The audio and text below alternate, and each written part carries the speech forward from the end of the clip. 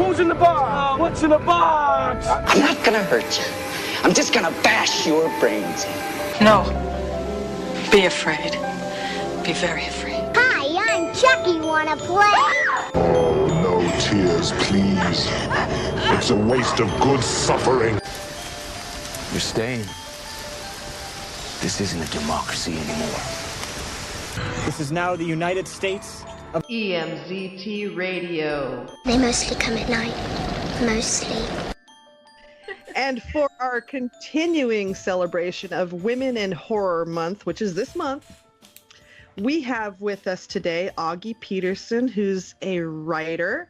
Recently did a collection of short horror stories, Night Vision. Welcome, Augie. Hi. Hi. Is Night Vision, is that your own anthology of stories, or are you part of an anthology? Yeah, no, that was just kind of my first run of self-publishing, because I knew I wanted to get into it, but I wanted to test run it before I kind of released a novel. So I just got a bunch of short stories together and I published it myself. All right. So what kind of stories are we looking at for, I know they're horror, but I mean, what kind are we talking about? It's primarily psychological horror, because in college I was a psych major, and I always got real excited about learning about the human brain and what it's capable of. So I like to play on people's emotions and write stories that scare you in a different way than zombies and demons and stuff like that. So I try to get in your head, and then I like to end my stories a little differently than most. I like to let the reader finish the story.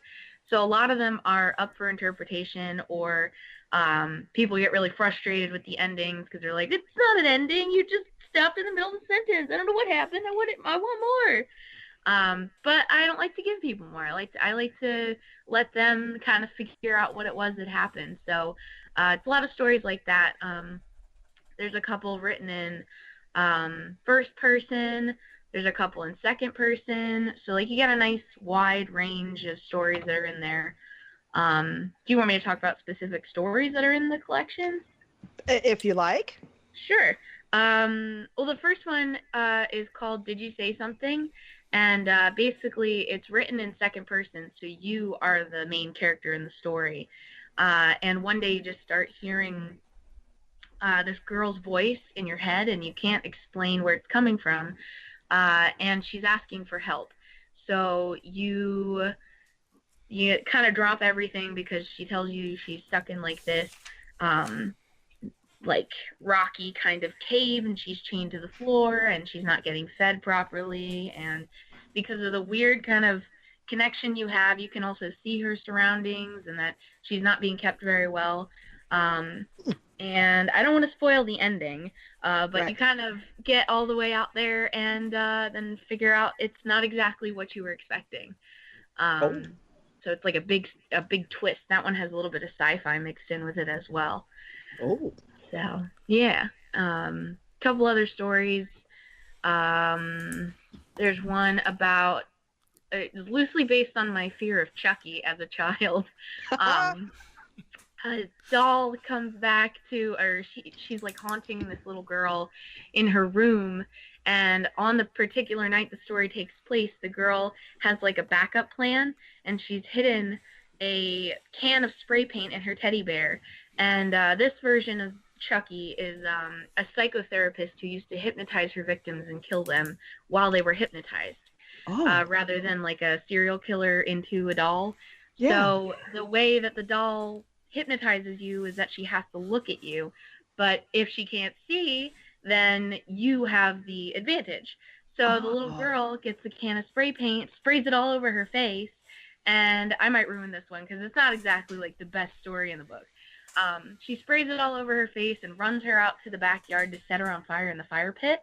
And just as she does that, the doll sits up and levitates the girl up into the sky, and right as her mom is coming out to see what's going on, the doll drops her, and that's the end of the story.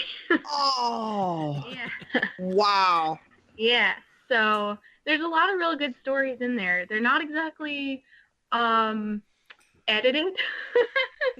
They are edited to a point, but I've learned a lot in the last 4 or 5 months that I've been doing this. And my main critique I get on Amazon is that the grammar is really bad. So if people can forgive me for that, the stories are really good. Yeah. So how many stories are in this collection? There are 8 in that collection right now. 8. Okay. And where can this could be found? It's found on Amazon. I'm selling it through there. You can get it for $4.99 as a paperback or 99 cents as a Kindle version. Aw. Mhm. That's so neat. How long did it take for you to do this? I think about 5 or 6 months total. Oh. Because the illustrator for the cover is one of my real good friends, so I kind of didn't have to outsource for that or work out any contracts or anything. So I was all kind of inclusive with that, and then I just kind of wrote the stories. Like, I write a new short story on my blog every week, so it's not like they take me forever. And because I self-published, it was a lot easier to do it because I did it through CreateSpace, which is an Amazon company, and I was just able to upload the PDF. They approved my files, and it was out. Oh, So, nice. yeah. I also found your blog, Yeah. which I'm loving this. Investigating the paranormal, dabbling in horror, in a torrid affair with sci-fi, and head over heels for dystopian fiction. That's awesome, and that's a WordPress. Yeah, it's a WordPress site. I'm hoping to upgrade it to an actual website someday, but for right now, I'm using WordPress. I love WordPress. Oh, yeah. It's so easy to use. I know, and I love that you have, like, on the app, you get, like, the stats, and you can see what countries people are coming from to see your stuff and where people are clicking, and it makes it really easy to market yourself.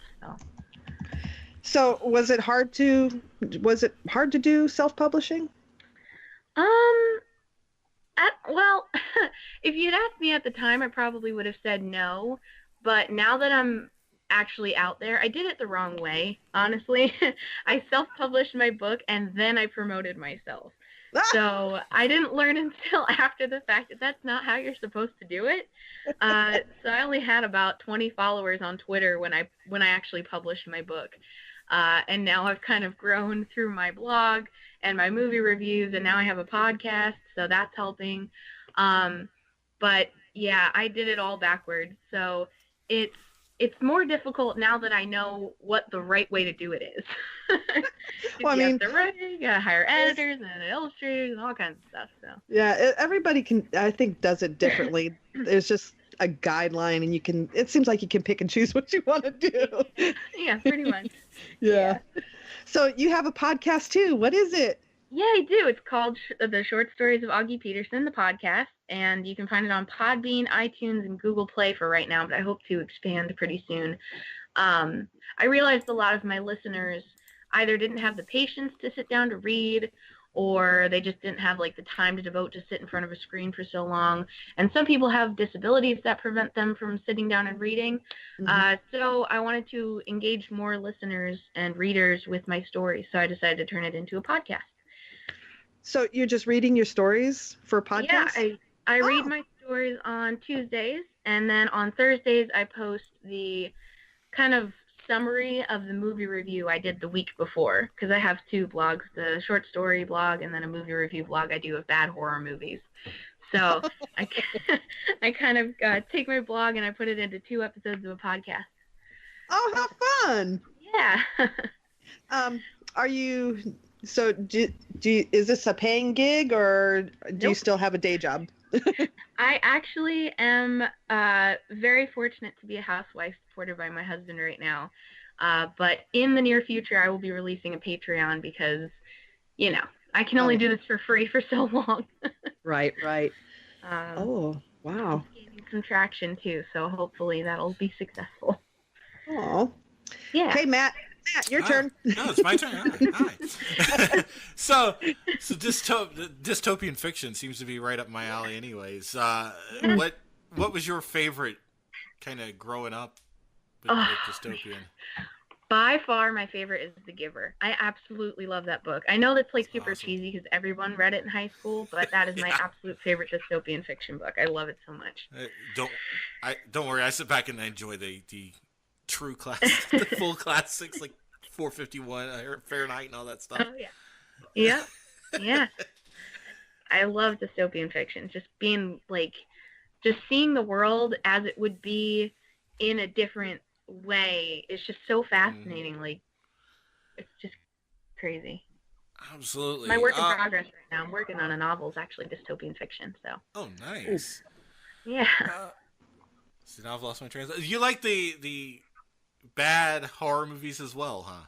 Mm-hmm. Oh yeah. See, big fan of the horrible movies. 2 straight weeks of B movies discussed on this show. Finally. Yep. So I gotta know. It's late on a Saturday night. You can't sleep. What do you pop in? Oh no. Oh. I just kind of go through Netflix, you know, and I look at the thumbnails and I see which one looks the worst. And that's primarily how I work my blog too. But man, there's so many. How do we choose? Any of the classics, really, like the real campy classics. Cabin Fever has been one of my favorites recently. Yes. Which they remade. They remade. Oh my gosh. So I was going to review the remake this week because today I'm actually writing my movie review. But I went to watch it, and I'm pretty sure they used the exact same script because the whole interaction out front of the store in the first few scenes is like word for word from the original movie. Yes. Like, this is crap. Come on. Yeah, they redid it almost scene for scene because Eli Roth wrote the screenplay for this remake and he was executive producer. So disappointed. But for some reason, I like this version better than his version. It's not as bad, and they use all the same character names. It's just different people, and they changed the deputy. It's now a woman. Okay, we gotta be inclusive, you know. Yeah. But I mean, yeah. Cabin Fever, the original, was bad. Yeah, real bad. Yeah. Bad. Yeah. But for some reason, I like this new remake. I don't know why. Well, I'll have to give it a second chance then, because I didn't review it, but I am gonna watch it. So I didn't get past the first scene, but now I'll have to give it a second chance now that I got a recommendation. Oh yeah, I'd say definitely give it a watch, and if you really can't stand it, because Eli Roth still is in charge of it. But right. he didn't direct it though. So yeah. So in my opinion, it wasn't that bad. Okay. Well, fingers crossed. We'll cross our fingers on that one.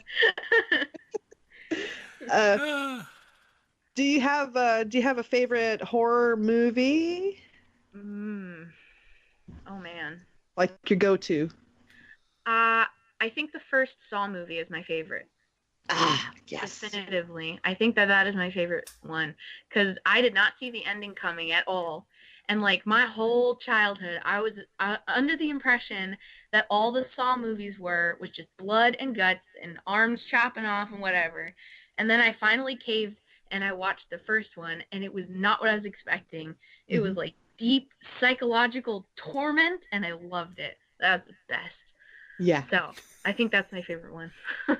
Yeah, I love those movies that totally screw with your head. Oh yeah. Oh yeah. Because that's where the worst horror is. It's inside your head. Exactly. Yeah. Okay, I got new questions. These are fun.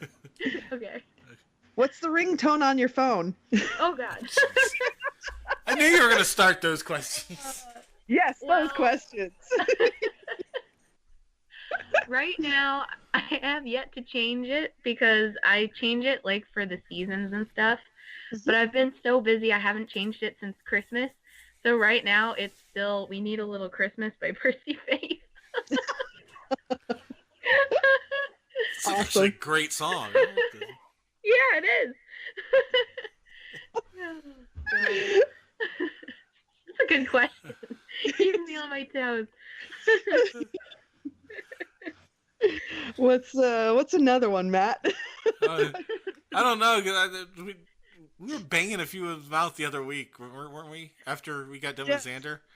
Yeah. I've forgotten half of them because I was too busy choking. So I was laughing so hard. So where do you get your inspiration for your stories? Oh, that's a good one. I watch a lot of weird stuff on YouTube. I watch a lot of unsolved mysteries, and I watch a lot of medical documentaries, psychological documentaries, and actually some of my stories are based on real life. There's one story, The Woman on the Yellow Bicycle, who is actually based on a woman who rides around my neighborhood on a yellow bicycle.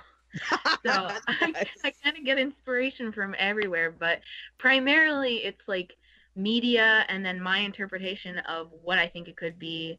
On the episode of my podcast that I actually posted today, I read a story that is the internal dialogue of a dog debating whether or not to eat the owner that has just died after a few days of them being hungry. And that was based off of a video from Ask a Mortician, which is a YouTube channel of a mortician who answers questions about death. And she's amazing. And she's such an amazing resource for writers because she talks about decomposition, falsehoods behind like famous corpses and stuff like that. So I get a lot of inspiration from just the weird stuff I watch on YouTube. Oh, nice. Yeah, I've been watching what is it? The weird facts and creepy stories and weird things found on video, in photos. Oh, I'm too chicken to look at those. Things like that. They're kind of scary. Yeah. Yeah, that's why I don't look at them. Yeah. I might write horror, but I'm a huge chicken. I can't I still haven't watched that mysterious video of the girl in the elevator that goes missing. Like I can't look at those trail cam videos that the people say they found the goat man on. Like I can't. Oh.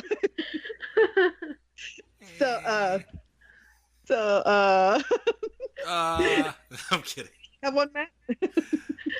Okay, I now I have to ask, what is hands down, if you had to pick one YouTube channel to watch the rest of your life? Oh no, don't do that to me. Oh no. Oh god. One YouTube channel for the rest of my life. Yeah. We're so mean. You really are. I would probably say the Vlogbrothers channel. Are you guys familiar with the Vlogbrothers? No. Hank and John Green? No. I think I am. Oh, man. They are these two brothers that started a project back in 2007 or something, where they wanted to communicate just via video back and forth and not like textual communications whatsoever. And they just got like this huge like following of these people who were watching their videos back and forth, and they are just huge nerds. Sweet. John Green is actually a New York Times bestseller. He wrote The Fault in Our Stars. He just came out with Turtles All the Way Down, Looking for Alaska. So he writes young adult novels. And Hank Green is an environmental scientist who has like 5 other YouTube channels. But the two of them have this huge following of fans, and they're called Nerd Fighters. And it's just like this real big inclusive community of kids and teenagers and young adults like me who are just nerdy and geeky and like love that kind of stuff and just want to have a community to be a part of. And they still do weekly videos, and they have been since they started their project. So I watch them all the time, and I think that would be the channel I would pick. Nice. That sounds fun. Yeah, it is fun. You guys should check them out. Okay. Yeah. Totally unrelated to anything I write. Sorry. I watch a lot of YouTube. So do I. Don't worry. I think I watch more YouTube than I actually do real TV. I Same. I like to binge a lot of stuff, so YouTube videos over and over are really great. Oh yeah. Do you game at all? I actually just started getting into it, and I watch a lot of Let's Plays. I watch PewDiePie and Jacksepticeye on YouTube, and I watch how they play their games and stuff. But I rarely have time to actually play games. I just finished playing BioShock, the original. Oh, so that's where I'm at. Welcome to the most wonderful world of all time. Oh, I love that game so much. It's so great. But I'm not like an avid gamer where I spend like 24 hours a day gaming, even though I wish I could, because I really do. Like, I play Need for Speed a lot too, because I just like pushing buttons and making things control. So that's basically how I am in Fallout these days. Yeah. And I'm with Skyrim. I'm a Skyrim girl. Nice. I mean, what's more fun than, getting to kill people with a sword or magic spells or whatever. That's the one I'm really into is Borderlands. So that first-person shooter. Yes! Oh yeah, that's a good one. Oh man, those are my favorite games. Robas is Robbaz. He's hilarious. He might be. Yeah. He's a little on the weird side, but I think you'd like him. He's Swedish. He's like PewDiePie. Oh, cool! I'll have to look into him. He is insane. It's one of the best channels out there. Nice. A free plug for a guy who doesn't even listen to our podcast. There we go. There we go.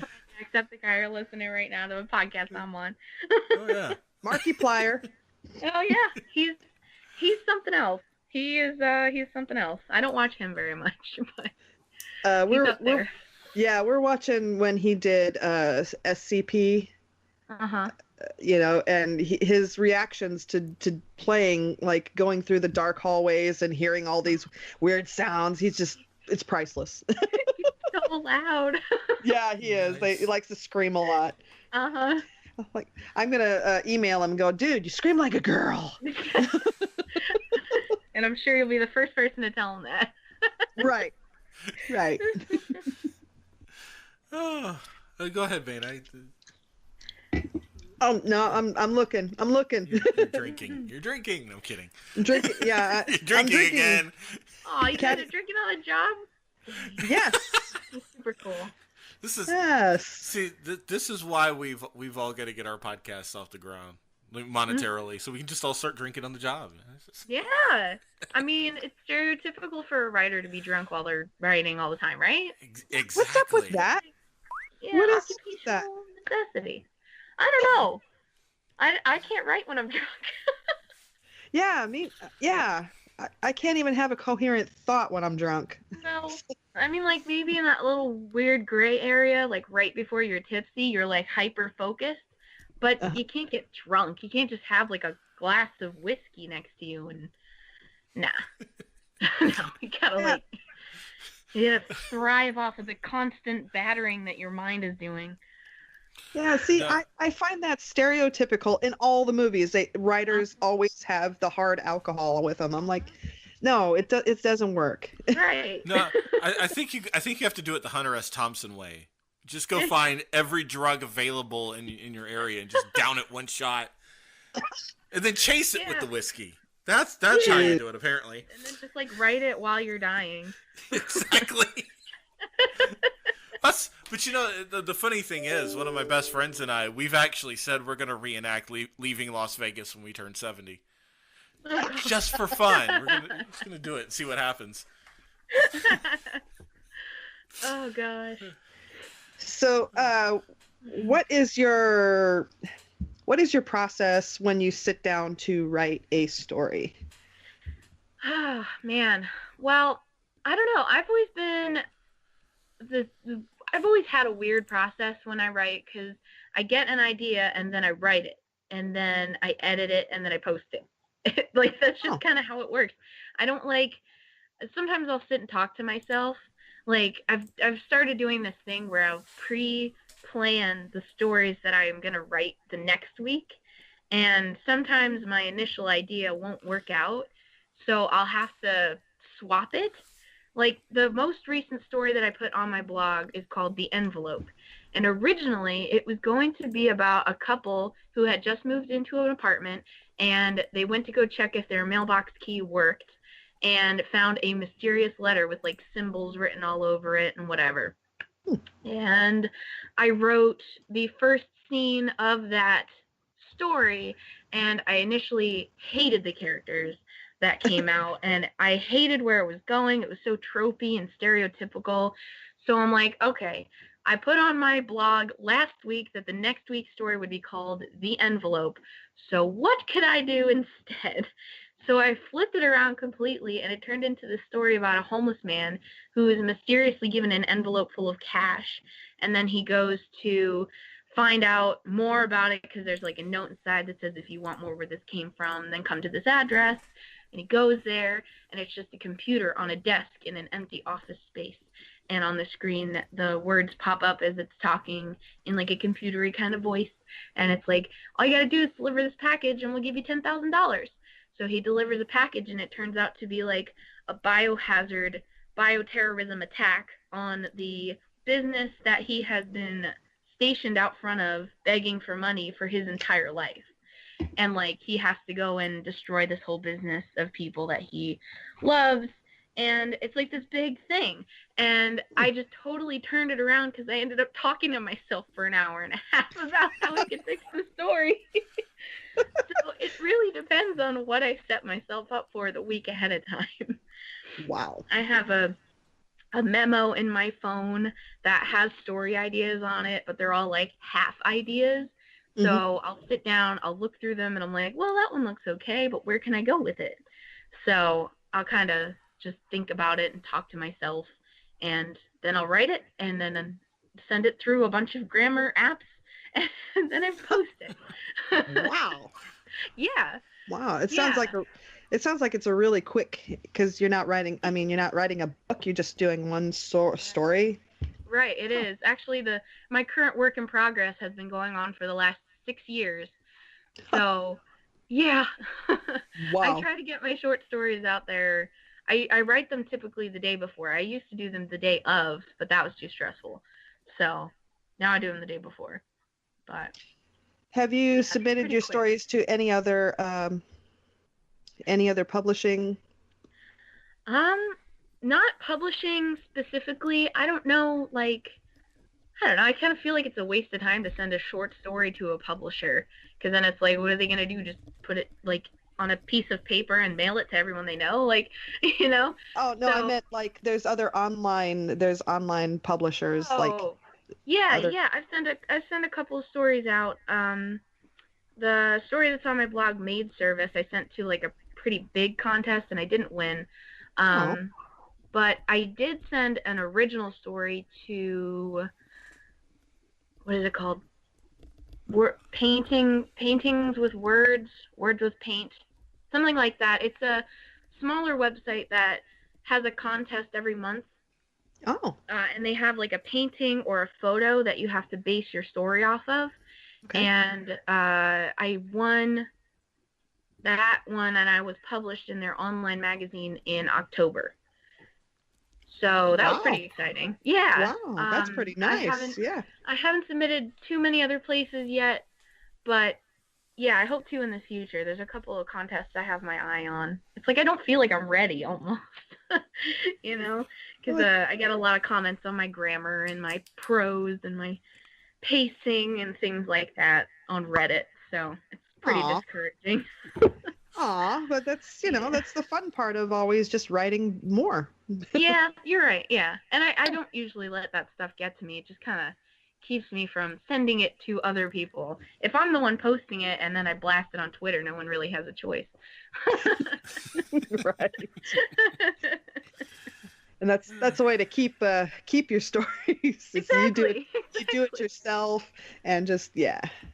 I just berate people with it, and I put it on a podcast, so they have to listen to it now, and then they're like, hey, this isn't so bad. Right. So, that's my marketing strategy. Yeah, I'm going to have to get your Podbean. Yeah, you should. It's I just put the second episode out today. I don't even have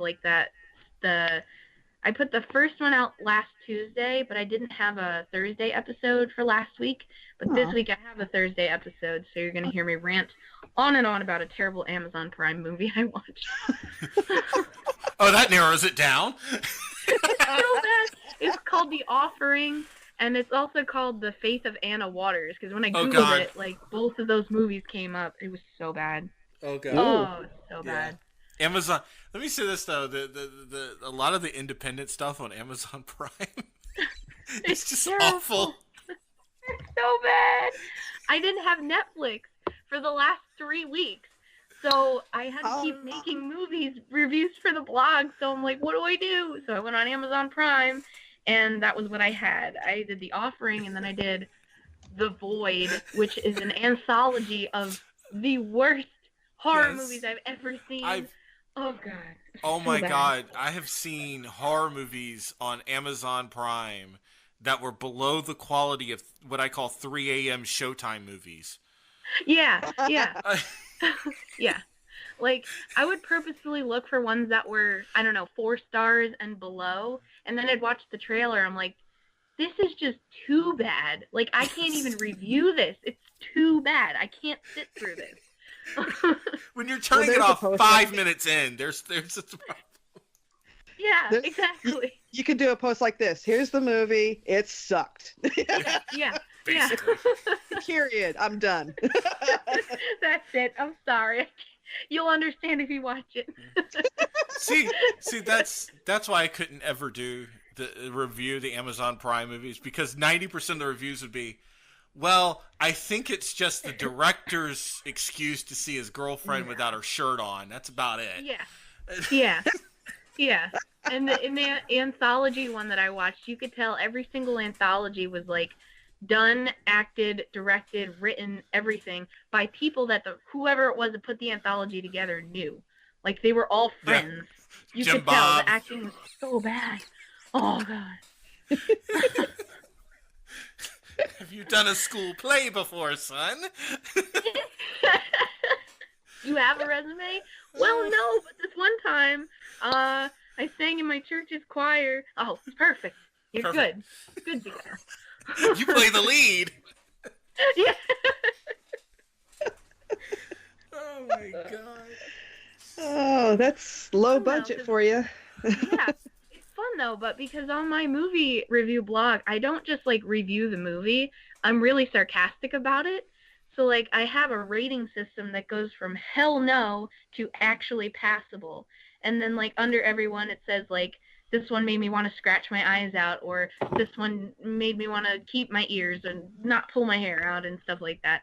So I get really sarcastic and snarky about it. So it's fun because I get to kind of just go off on these movies. These are folks, these are film reviews we need to see then. Yes. Well, hey, they're going to be up on the podcast in a little bit, so if you just don't want to sit around and read them, I'm going to have The Offering up. The Offering was probably one of the worst movies I ever saw. It was about a... Yes.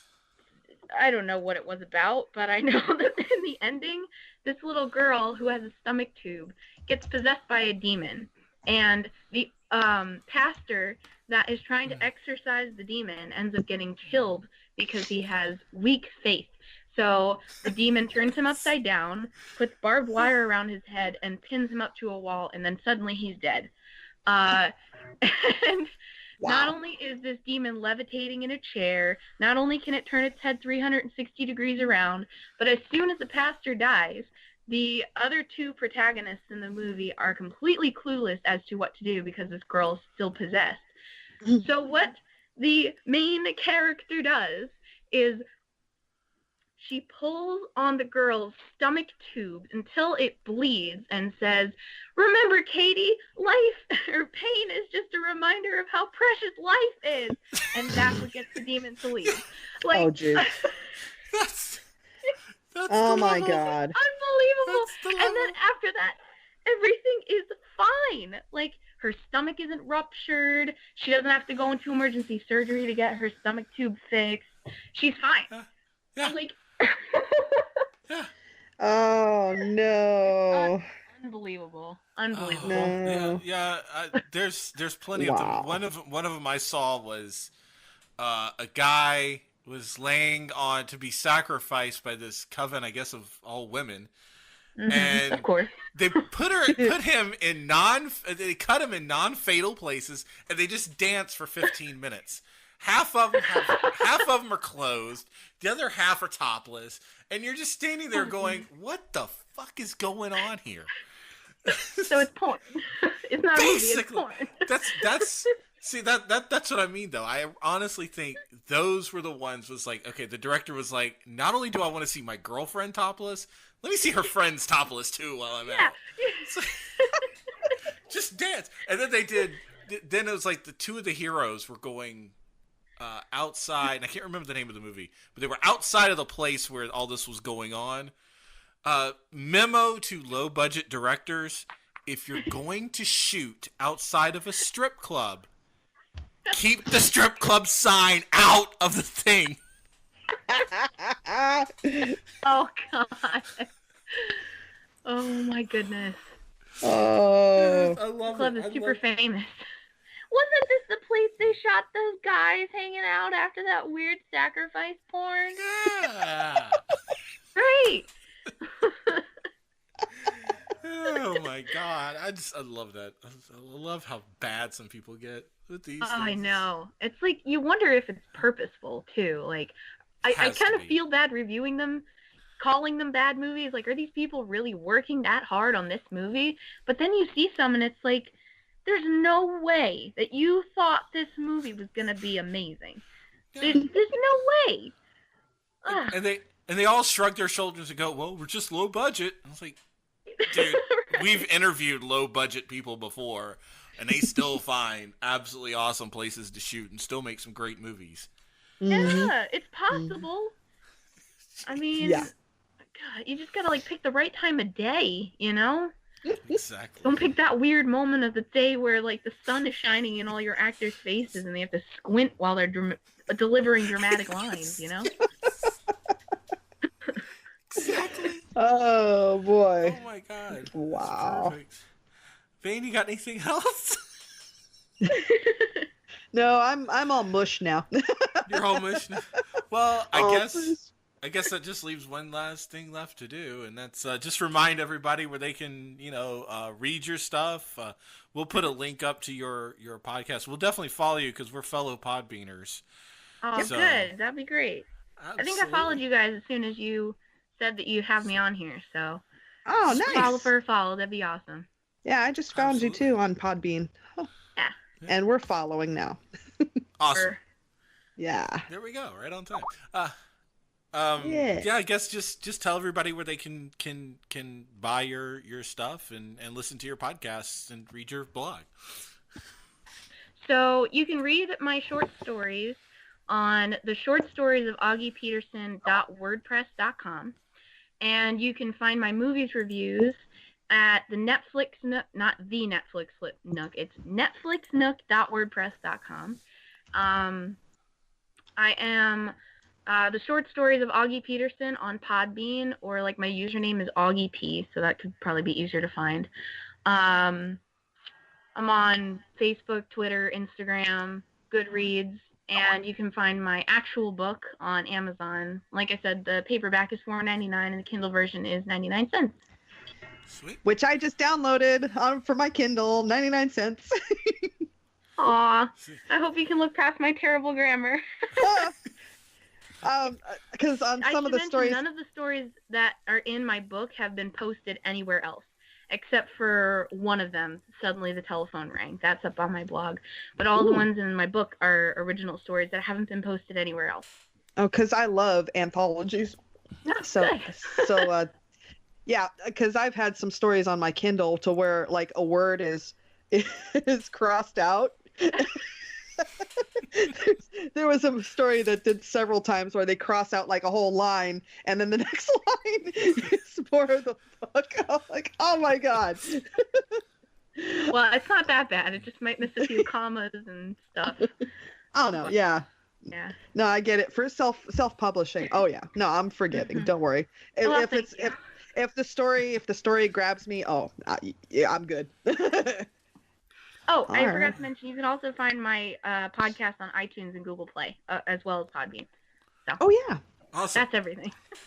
Yes. Here we go. So, All yeah. right. And we've been talking to Augie Peterson, horror author.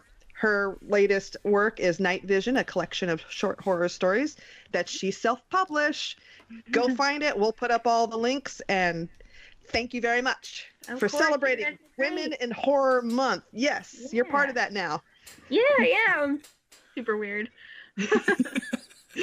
Do you like science fiction, action, and adventure? Hours of console cleaning-based sexual innuendo? The sound of the whole table yelling at one guy for rolling poorly. Inspirational anecdotes? And have you ever fantasized about having your head being massaged by a psychic? If so, follow the adventures of the crew of the Irritated Badger on the Chaotic Goodness podcast, coming every Monday on iTunes, Google Play, or anywhere else you find your podcasts. Space adulting's hard. And as part of our continuing celebration of Women in Horror Month, we are speaking today to Bessie Adut, who has come up with this idea of Escape Room, a female-driven horror film led by a diverse cast and crew. Welcome, Bessie. Thank you for being with us today. Thank you very much for having me. So, can you explain to us about Escape Room? Sure. Well, I'm a filmmaker based in Los Angeles, and I have written and directed a lot of short films, but I was ready to make my feature film. So I was looking for a screenplay. I have my own screenplays that I wrote, but they were a little too complicated, too much special effects. They were a little hard to shoot. So I actually optioned the screenplay from a friend of mine from UCLA program. And then I offered her to direct the movie. And then we started working on it. And our goal is to make it a feature film. And I'll be the director. So we started making an investor's package, getting a business plan together and a lookbook, pitch deck, all of that. But I realized it's a little harder this way, even though I wanted to skip the making a proof of concept kind of short film. I realized it's a necessity after a while. So I decided, my DP was saying, let's do a little trailer to show to investors. And that's what's our first goal.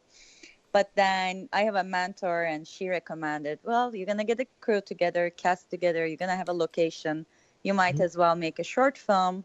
So you can send that to film festivals. People can get more interested in this project.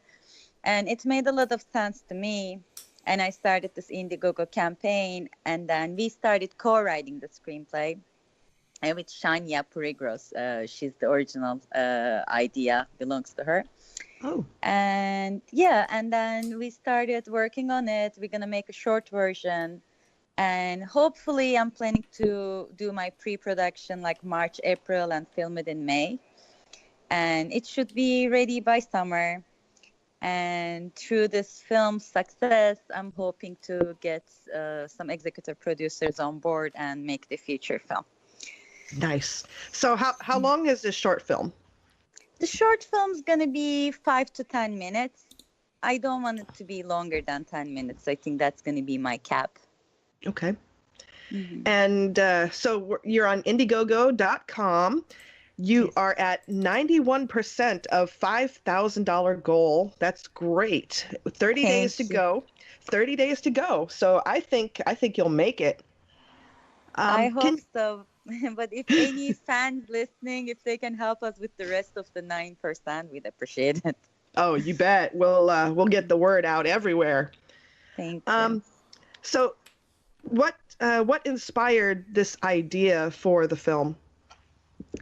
I mean, I used to live in South Carolina for a while, and they had this really, really amazing haunted house during Halloween. And when I used to go there, it was like, it doesn't feel like a Disney haunted house. It was like really, really felt like there might be a psychopath in there who's trying to kill you. When a guy with a chainsaw was coming on to me, I was like, oh my God, this can be a real psychopath right now. Like, this can be a real chainsaw. I was really scared. And I had that idea of few people going to a haunted house and getting trapped in there. Mm-hmm. And they have like real crazy people trapped them in there trying to harm them. I had that idea, but before I get to pitch it and write that, my friend Shania, she pitched that escape room idea, which was based on a similar concept where a few people go to an escape room, they're playing puzzles, whatever, and they realize that somebody psychopath trapped them in there. But in the very original screenplay, there wasn't much motivation that we didn't know. Like, you know, in some horror movies, people like randomly kill people, like Texas Massacre Chainsaw. Like the guy just kills people, but we never know why. But I prefer like Psycho. Yeah, Alfred Hitchcock Psycho. Okay, Psycho kills that woman. There's that famous shower scene, whatever. But in the end, when they explain to us the psychology, you know, how his mom, about his sick relationship with his mom and how everything happened. I love that. I love that in the end we understand the motivation of the crazy person or psychopath, whatever you call it. That was interesting to me. So I wanted to have this character to have a reason to do all this. And then she came up with, like, it became like a revenge plot. The person who's trying to kill them actually has a personal vendetta with all of them except for our main protagonist, because she kind of gets dragged in there in the last minute. And she's trying to save herself and her sister. Yeah. I really love those films where, you know, the good person just, you know, has this voice going, no, we shouldn't go. No, we shouldn't go. Oh, okay, we'll go. I just watched that the other day on a movie on Netflix. They're like, no, I don't want to go. No, I don't want to go. But come on, it'll be fun. All right. And what did I do? Yeah. So, okay. So where are you? Are you filming in LA? Yeah, we're planning to film it in LA, at least the short film. But for the feature film, I'm open to possibilities. I mean, wherever we get the funds and resources, I might go to Canada. I might go to wherever, really. I just want to make this film happen. So, escape room, is it just one room? Like, are you going to do like Saw? It's just one room where all these people are trying to figure out puzzles, or is these multitude of rooms they're going to go through?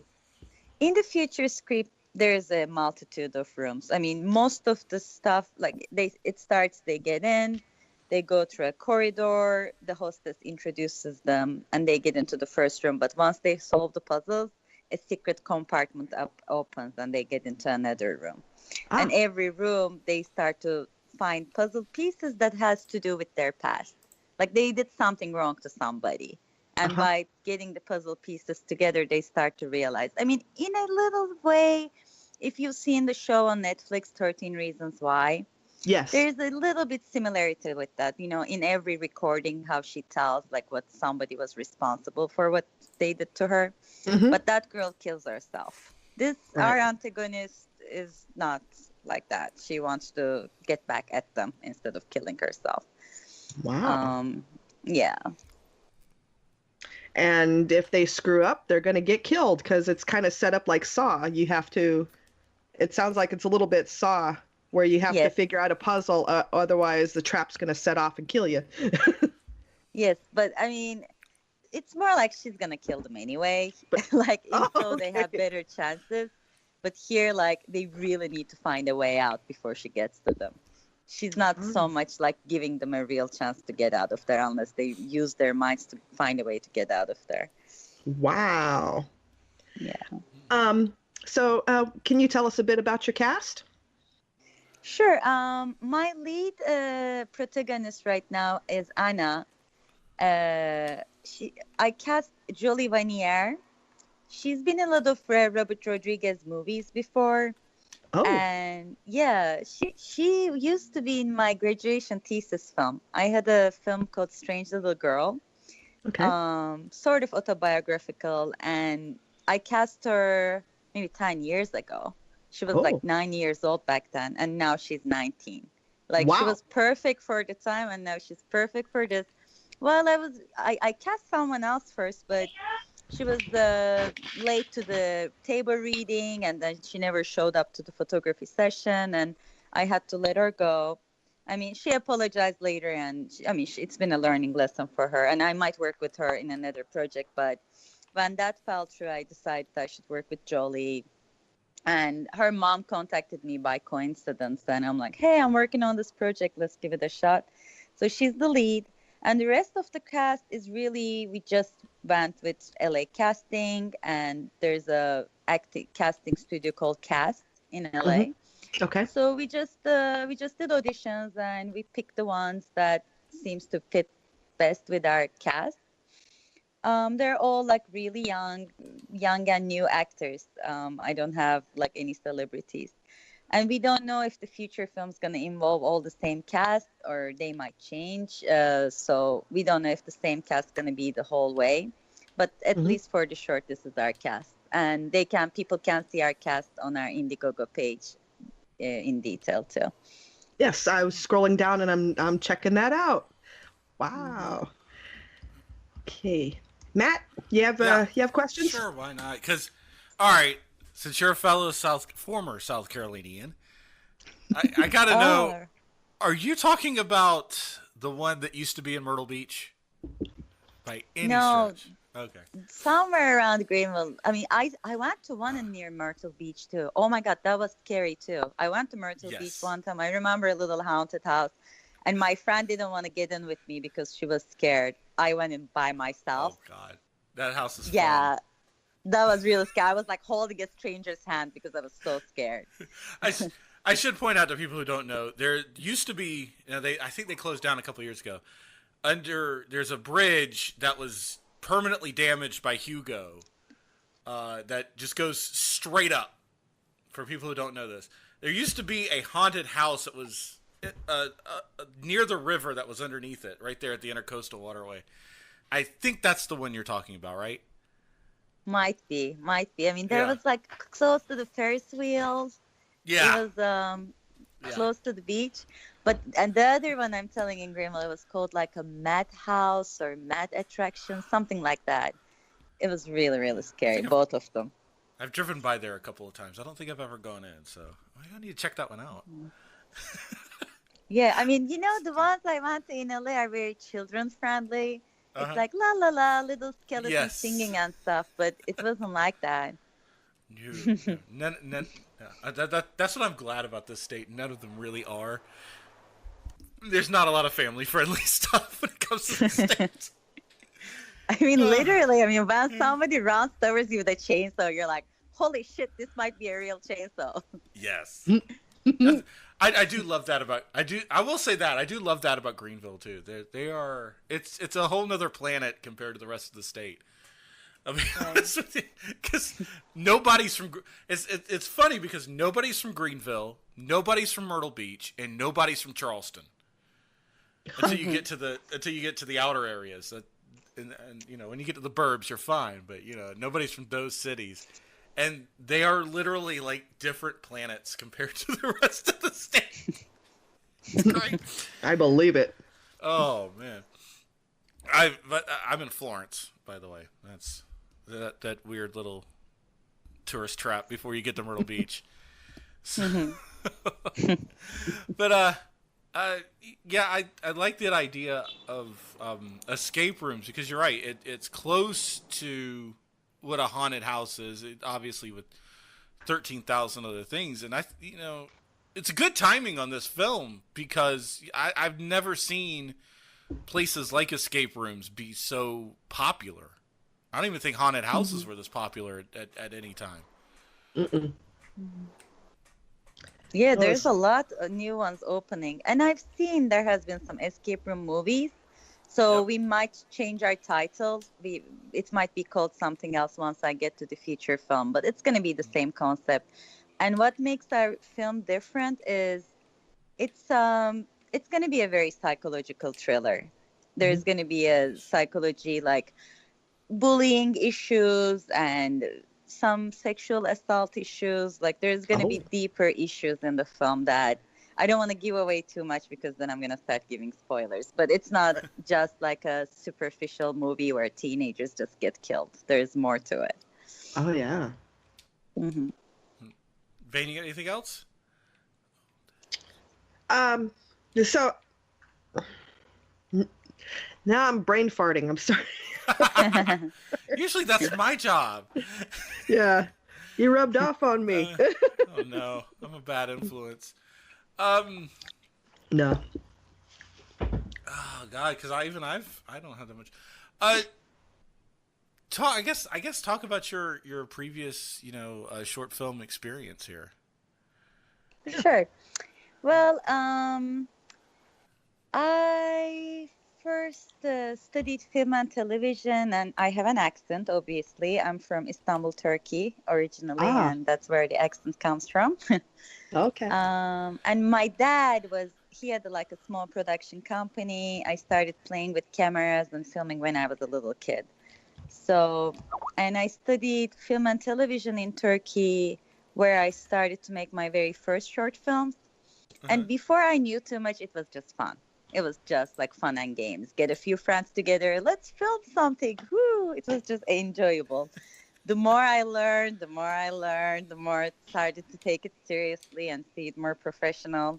It's created more pressure. And when I was graduating from that university, I made my very first horror movie. It was called Forbidden Door. And it was like an adaptation of Bluebeard.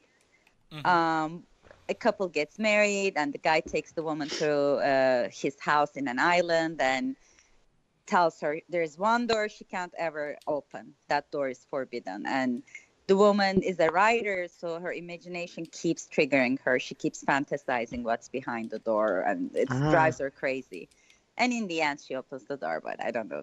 And I had like 2 professional, like celebrity level actors, and we used to have a house in the island, so I got the chance to film it there. It was great. I mean, it didn't turn out as I dream it to be, but a lot of people really liked it. And my teacher who saw it at the time said, oh, you could make something like Buffy the Vampire Slayer. Like, I can see that potential in you.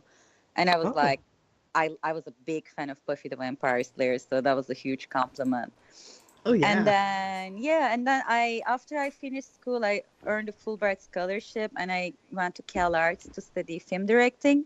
Oh. And yeah, I got my MFA on film directing and I did a few short films, and my last short film was Strange Little Girl that I was telling you about. I actually wanted to do other thriller, horror kind of stuff, but I was kind of like, because CalArts is a little more like indie.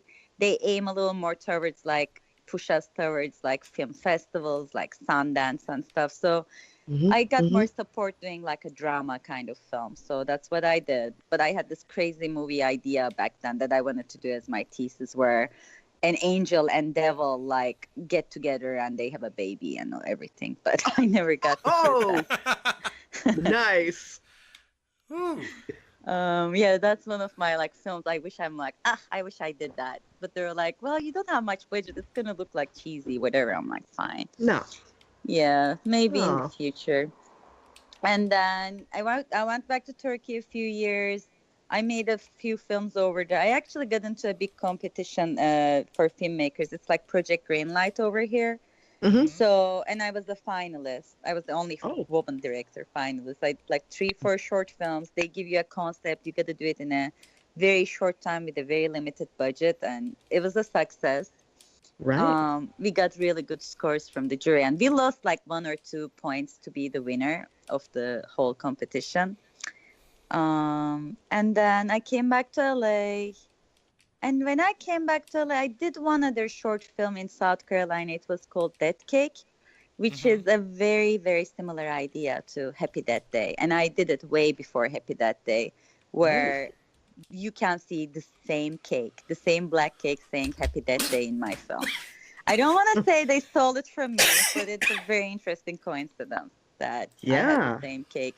And in that film, like a girl, she wakes up in a alternative reality and there's a huge party. She doesn't understand what's going on until the cake comes to the table and she realizes they're actually celebrating her that day. Like it's like a surprise death day party. So I think that was an original idea. And I mean, I shot in a day almost with no budget. So, I mean, I have the same problem with a lot of my films. Like, I have interesting ideas and some original things, but I always had very, very limited budgets. Super limited. Like, my thesis film I shot for $1,000. I'm talking about that limited. Wow. So this time I wanted to raise a little more funds, and I wanna be able to show a little more like what I can do as a director. I want to have a little more time with my actors, a little, focus on their performance a little more. So, I mean, I can't say I'm not competing with other filmmakers out there. I'm in the competition, but my biggest competition is myself. I really, really want to do better than what I did before. And I mean, I grew up watching a lot of horror movies. It's been my favorite genre. And I want to have a good horror film that I can be proud of. And, future generations can still watch and laugh or scream, whatever, but they enjoy watching my film. That's important to me. I've noticed that revenge films are really taking an upturn for horror. Like, that seems to be an issue that they're really pushing from, like, past bullying incidents or rejections. I've noticed there's more of them.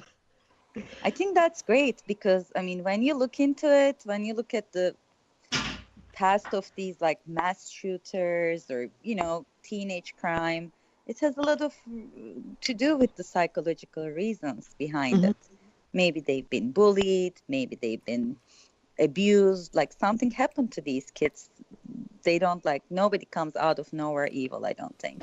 Something happens to people. So it's important to understand the sociological aspects, like how we're turning people into monsters. Yeah. And these revenge type films, they really make you think about your past. Like, how did you affect people when you were younger? Right. I really love movies like that. I'm like, okay, was I ever a bully? Did I pick on somebody? Oh my God, who's coming after me next? that always makes me wonder about that. Well, maybe it's good people, new generation watches these films and they're a little more scared. Oh, I better not bully this person. What if they turn crazy on me and come after me? Maybe that's a good fear to have. Right? Or they're going to do the other thing where, the school shootings, that's, right. Don't pick on somebody or they're going to shoot your ass at school. Okay. Great. That sounds like a, healthy fear people should have. Yes, I think they should. Yeah.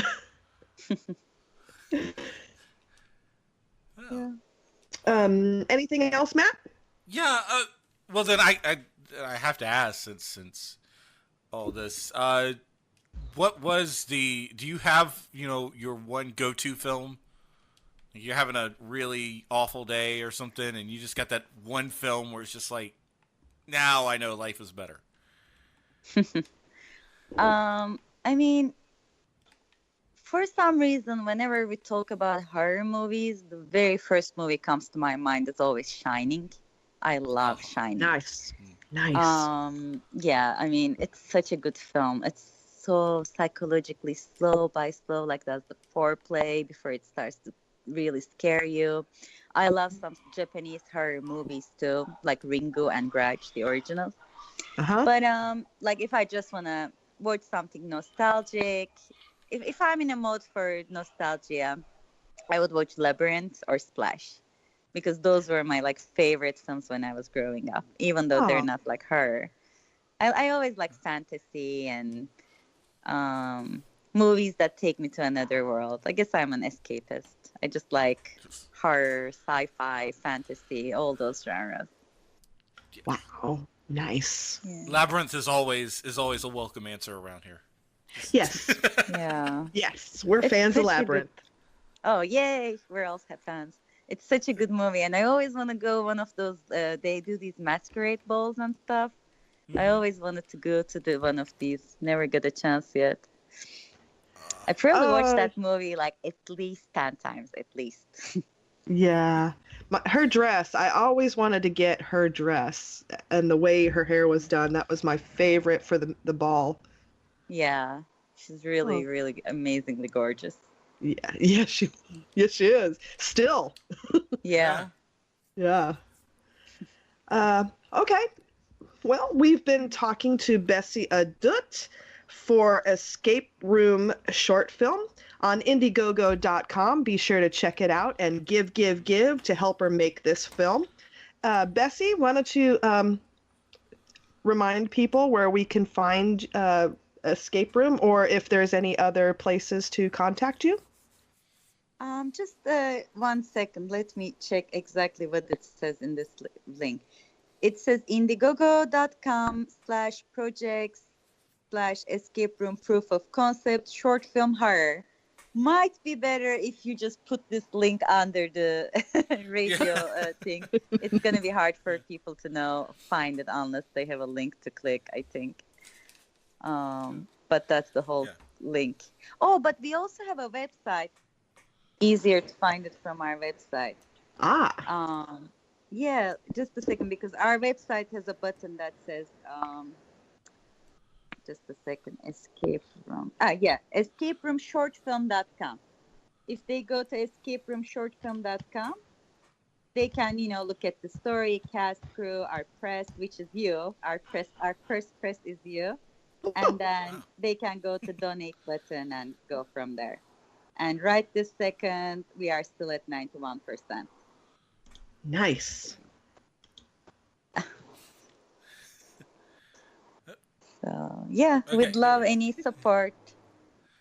Oh, you got it. We'll put up all the links and blast it everywhere. Thank you so much. It was a pleasure to talk to you. Oh, thank you. Maybe we talk again down the road once the film is finished, and we can talk after Matt. Absolutely. Please contact us again when this is all ready to go. Okay, will do.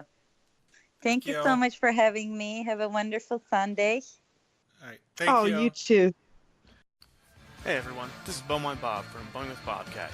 You can listen to me live every Monday night at 10 p.m. Eastern at sfdradio.com, where I'm bringing you the best of the worst in cheap booze, talking bum wine, beers, 40s, malt liquor, and more.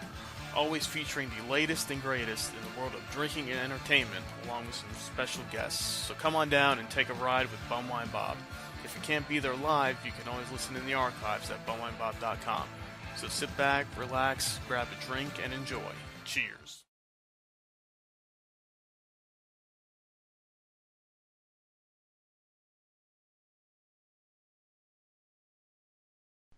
And as part of our celebration of Women in Horror Month, we have today Miss Bex Martz Burley, and she is an interesting horror artist. Would you tell us of your craft, Bex? Yeah, sure, no problem. I do cross stitch, and I focus on the horror genre, and I also do B movies and some snarky, subversive things, and I do commission work and some art therapy, I call it, and but I mostly gravitate towards horror. Does the cross stitch you do, is that by hand, or can we use like a sewing machine? Oh, no, you got to do it by hand. How long does a piece work? How long does it take for you to do a piece of art? Sorry. Well, some of my pieces fit into a 5x7 frame, and so it can take you anywhere from an hour to I don't know, maybe 8 hours for a 5x7. For something like an 11x14, it could take you months, depending on how many hours a day you want to work on it. They could take a long time. This art is very detailed. It just it would seem to take a long time to me. At least it would for me. Yeah, it could take a while, especially the more colors you use, is the more times you have to change the threads, and things like that. So you have to stop more and put different colors on your thread and keep working. So yeah, it could take a while. I mean, it's but it's very cathartic because you can kind of zone out, and just it's almost meditative to me to do it. How long have you been doing this art? Probably about 10 years. Wow. It really started when Julie Jackson came out with Subversive Cross Stitch, and that just blew my mind because before then, when I was younger, my grandma, everybody's grandma teaches them to cross stitch, I swear, from our generation. And, back then it was only things like Bible verses and teddy bears and little bunnies and things like that was available. Right. And then Julie Jackson came out with Subversive Cross Stitch, and then it was F the dumb, shit, I'm sorry, you can flip that out. And it was Kiss My Grits and things like that she made into these patterns, and she put them next to the fluffy little bunnies and things like little houses and flowers and things like that. And it was so funny, and it felt so amazing to sit at work at a job you hated on your lunch break and to stab a needle into this fabric and cross stitch the F word when you're, sitting there like, I hate this job. And it was awesome. It just blew my mind. And I'm like, I love this. And so, there are some people who want to buy those patterns and they want to stitch them. And then there's people like me who want to create our own patterns. Mm-hmm. And so I took off from there, creating my own patterns. And then I kind of sort of, I got a software pattern maker, and I just kind of took off from there and making my own patterns. And I started kind of mimicking what she did, but then I was like, I don't want to do anything like what other people are doing. I want to do something that's more like reflects my personality. And that's kind of how it came to be. These are simply amazing. I'm loving your little logo for your Etsy store, Demon Monkey Craft. Where did you come up with this logo? It's a little red devil monkey holding a needle while reading the Necronomicon on a spool of red thread. Love it. Well, that I unfortunately don't have the ability to draw.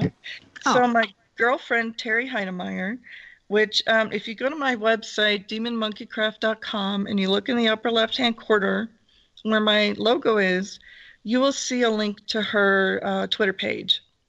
And she is amazing at drawing. And you can see all her stuff. Lou Temple, she's a big fan of Lou Temple, and we met him when Walker Stalker came to Denver. And he just retweeted a drawing that she did of him because he's really, cool guy. And she drew him, and he retweeted it when she, I guess, tagged him in it. And then he tweeted it again just out of the blue because he loves it so much. But you could see her stuff. And I said, hey, Terry, can you do the demon monkey holding a needle, like reading the Necronomicon, and, throw the spool of 666 thread in there because because the let me take a drink here. Okay. The company that I use for my thread is called DMC. And I was trying to figure out what to call my company when I rebranded. So I played off of DMC. And now I'm like doing the acronyms, and I'm like Demon Monkey Craft. Yeah, that sounds good. So that's how I got Demon Monkey Craft. And the color I use a lot is this certain kind of red, and the number in the DMC line is 666. That's the so I'm like, I need the spool 666. It's a certain color red, and so she draws it up for me, and sends me the the drawing, and I'm like, that's perfect. And so she did the logo for me. And she also drew up a lot of the designs for my book that is coming out this spring. And it is called Evil Dead 2, The Book of the Thread. Nice. And, I'd be like, Terry, I know this is going to sound weird, but could you draw me a baby Henrietta in a baby carriage holding a rattle? And she's like, sure. And I said, I don't want Henrietta before she turned into the monster. I want the one where she's got the long neck. You know that one? She's like, sure, I can do that. Oh. So Nice. there's a baby sampler that I wanted to do. I'm like, what else would people want to stitch, you know? And so I'm like, well, baby samplers are really popular as cross-stitch items. So what if there was a baby Henrietta looking, you know, with a bonnet on her head in one of those old-fashioned baby carriages, and, you know, she's hanging out in it, she's got a rattle, and, you know, and then I could do like a border and with little toys in a corner, and people can, you know, when they have a baby, you know, you can make a little baby sampler for them. And I'm like, that's just the most bizarre crap ever, but that might work. So I like tell her, and she draws it for me, and then I convert it into a cross stitch, and that's kind of how we collaborated together. And I paid her for her work, and you know, that's kind of what we did. So I owe a lot to her. You know, I just come up with the most dumb crap out of my head, and she'd draw it for me, and that's kind of where things would go. But I also have to mention that the book is fully licensed from Studio Canal, who owns the rights to Evil Dead 2. Mm-hmm. So we were able to pull images from the movie and also have those put into cross-stitch patterns. So fans can get those stills from the movie. And I have to say, those are incredibly detailed and hard to stitch. They're going to be really detailed. So they're going to be 5 out of 5 chainsaws on the difficulty scale. That's how we rate it, the difficulty scale. So there will be things that are 1 out of 5 rated. So when people are coming in as beginners, they can look through the book and say, oh, okay, this one's on the easy scale. I can do this. Or if there's people who are more experienced stitchers, they can say, I want to tackle something really hard. I don't want to do anything easy. Oh my God, this is going to be hard. This is going to be something that's going to take me a long time to do. I think I'll try this one. So there's something for everybody that wants to learn how to stitch to people who already know how to stitch. So it's going to be a pretty cool book. And Source Point Press, the publisher, has an amazing guy, Josh Warner, who makes his own comics, and he's a really talented artist himself. He's doing the graphics for the pages and everything. So it's going to be a really cool looking book. It's in itself, just with his graphic design on it. So it's worth the wait. We're hoping it'll be out here in a couple months. There was a Kickstarter for it, and it was fully funded. So, oh wow, I'm really excited about it. Where will the book be available? The first people to get the book will be everybody who bought in on the Kickstarter, and then it'll be available for everybody else through Source Point Press. And we're hoping if people go to Barnes & Noble and say, hey, I want you to order this book, then Barnes & Noble will start carrying it. But I believe it'll be through Amazon as well.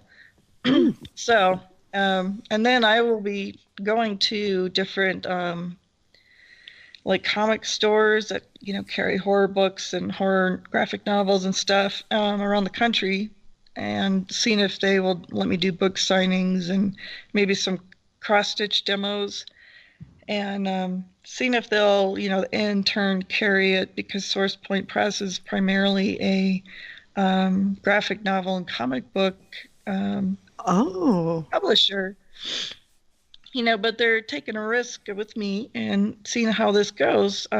See if they'll get into kind of this new kind of wave of horror craft and, alternative crafting kind of thing. That's kind of, coming out now that it's been going around for a while. But, when I approached them, I'm like, this is so weird. There's a lot of risk with this, but I invested in it myself. And when I invested in it too, it took a lot of the risk away from them. So, we're kind of feeling out the waters here. I wonder if you could contact Dark Delicacies. Have you heard of that store down in Burbank area? No, but I will make a note of that. Dark Delicacies. Yeah. Del Howison, he's the owner. He does a lot of. It's a store dedicated to all types of horror. I wonder if he would be interested in that. I don't know. I'm gonna have to get you to write that down for me. Get that in an email? Probably? Yes, absolutely. Yeah. I was just thinking about that because Dark Delicacies, they do all sorts of. It's a total horror store. They do everything from books to apparel to everything, and they have people going to the store all the time. I was just thinking about that. That would be perfect. Yeah. Yeah, okay. There's a horror store like that in Fort Collins, Colorado that I'm already going to. So anything like that would be, perfect. They have a horror store in Fort Collins? Yeah, it just opened last year sometime. And he does movie showings, and he has all kinds of any kind of paraphernalia to horror that he shows there too. But they do a lot of movie showings, and I'm like, it's like 2 hours away from where I live. I wish I was closer because I'd be there all the time, blowing my money. It'd be sweet, but yeah. Wow. That's amazing. Matt, do you have any questions?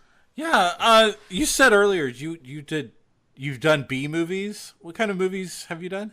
Like, we know you in anything, or because I'm a B movie junkie.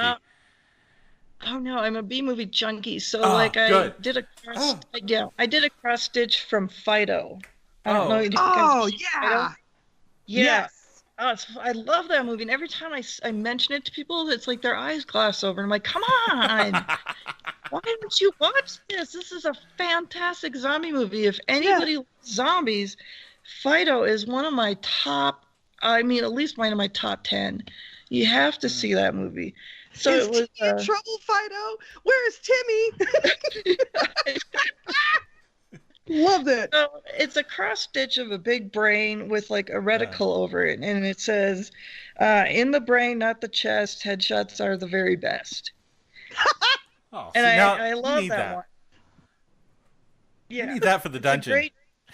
Yeah, and I did it once, and it actually sold that piece. And I keep thinking I need to stitch it again because it was a really good one. And because like people just don't. Oh my God, people, you got to watch this damn movie. It's great. So. So I do pieces from B movies a lot, and whenever I see a great one like that, I'll try to, figure out a good quote from it and stitch something up for it. And, it's just, unfortunately, there's just not enough cool people out there to get it, and appreciate it. There's cool people. Sometimes they're just hiding. Yes, they're hiding. Or maybe I just don't have enough, marketing dollars to get it in front of the cool people. Maybe that's the problem. Oh, I'm still loving, by the pricking of my thumb, something wicked this way comes. Yeah, I like that. Everybody loves that. It's a good one. How long did it take for you to do this Galaga screen? Oh, man. That one, I started small with that and made it at my husband's request, and then I made a much bigger piece that looks exactly like the game board, what you would see if you were playing it. And it was one of my favorite arcade games. Yes. And yeah, so I offer that as a pattern for people to do, that they can buy the pattern and go ahead and tackle that themselves. So, yeah, I do a lot of patterns because I can't always stitch these things up. It's very time consuming, so I do a lot of patterns and sell them. And it's called counted cross stitch, so it's not, stamped on a piece of fabric. You have to, you count out where, basically you start in the middle of the fabric and you count out from the middle, and that's where you place your stitches. So that's why they call it counted cross stitch. But yeah, it can be really time consuming, but once you get going, you can kind of become faster stitcher. But it's really fun to do, and it's so rewarding once you do it. But that one I think is either an 8x10 or 11x14 when it's all done. And that doesn't mean that you fill the whole entire thing up with stitches. I mean, you purchase a black piece of fabric. Oh, I see. So, yeah, but it's cool because then it's a fun piece, and you can customize it if you want. You could put how many ever extra guys you want, or you could change the score at the top to however you want to do it. But it's a fun piece. I mean, I like doing the gamer ones. I have one from Toe Jam and Earl that I've never put the pattern out. But I love that piece so much. My childhood coming to life. Yeah, I think it's in my slideshow on my webpage that you can see that piece. Those are fun. You just kind of do them for the fun of it, and half the battle is trying to make the pattern too. It's really hard to get it done just right, and sometimes I will spend 10-hour days just staring at the computer, making tiny little adjustments on these little pixels, trying to get it just right. It takes a long time, but the last piece I finished, it took me forever to make the pattern. And that piece is hanging right now in LA at the Hive Gallery. If anybody's in LA, go check it out. Hive Gallery, downtown Los Angeles. It'll be there till the 25th, unless somebody buys it. It's at the Stitch Fetish 6, and I can put a plug in for that show. Yes, absolutely. Absolutely. Yeah, so that's got a completely different meaning outside of horror. It's Stitch Fetish is kind of more fleshy, bodily, having to do with things like of the flesh. Nice. And mine is more about kind of the Garden of Eden, and there's just a little bit of boobage showing, so it's not too. It might be a little controversial, but it's not, pornographic or anything. And some of the other ones are definitely, I don't know, they're definitely a little more not safe for work. Okay, we'll go with that. Yeah. Okay. So, just know that going in if you want to go see it. Yeah, we probably should have told her she could cuss on this thing. Oh yeah, let it fly, Bex. Let it fly. Oh, thank the fucking stars! Woo-hoo! There she goes. Oh my God, so hard. My 6-year-old hears everything, so. She's pretty like, that's just how Mom is. I can't say it, but Mom does. And Dad. Okay. All right. Thank goodness. There we go. So, is there like a are you part of a horror crafting community? Is there such a community going on like that? Oh, like a guild or something? Or, no. Just a group. Like a new subcategory for horror crafts? Well, I know there's people who do it. You kind of know a couple people who do, just maybe by what their work looks like. There's a book called Twisted Stitches, and the name escapes me of the man who did it. But I don't know if he's still crafting or creating. He's from the UK, so it's kind of harder for me to keep track of his work. So there's people who do, and make their own patterns, and they do make their own art. You know, a lot of it's centered on like Jason or Freddy, you know, it's like Hollywood stuff. And, you know, like mine's Bruce Campbell. I do a lot of Bruce Campbell because I'm in love with Bruce Campbell. Nice. But my next project, I'm really trying to do more original horror that's not movie or character related. Trying to go for more what's, you know, in the imagination. I'd like to get, you know, to be more original than taking things out of what you see on film. But you know, it's there's people who do it. I think my book of patterns is going to be the first book of patterns that's truly the first woman doing a book of patterns on horror and horror and film. I think I haven't seen anybody else do it, so I'm pretty excited about that. But the thing is, I don't think that horror craft is taken seriously as an art form. And that bothers me because you know how it's so hard for especially cross-stitch to be seen as an art form instead of craft. And there's always that thing you see in the art world as craft being art. And it's always kind of like a snooty thing, you know? Yeah, but crafting can be an art because you're creating. So I consider it art. Yeah, it's definitely, I mean, I think if people are doing a pattern, say, of something they buy in a store and stitching it up, and is that art? You know, that's kind of the gray area. Versus, you know, an artist taking days or weeks to make their own pattern, and then stitch it and frame it and present that as art. There's a big difference, I think. But in horror, if you're doing that and creating something that's horror, I still see a big snub in the people who do the same thing that I do, but I do it as horror. It's still not really seen as art. And so I'm still working to change that. Do you think it's because there's like very few who are doing this, so that's why it's not being taken seriously?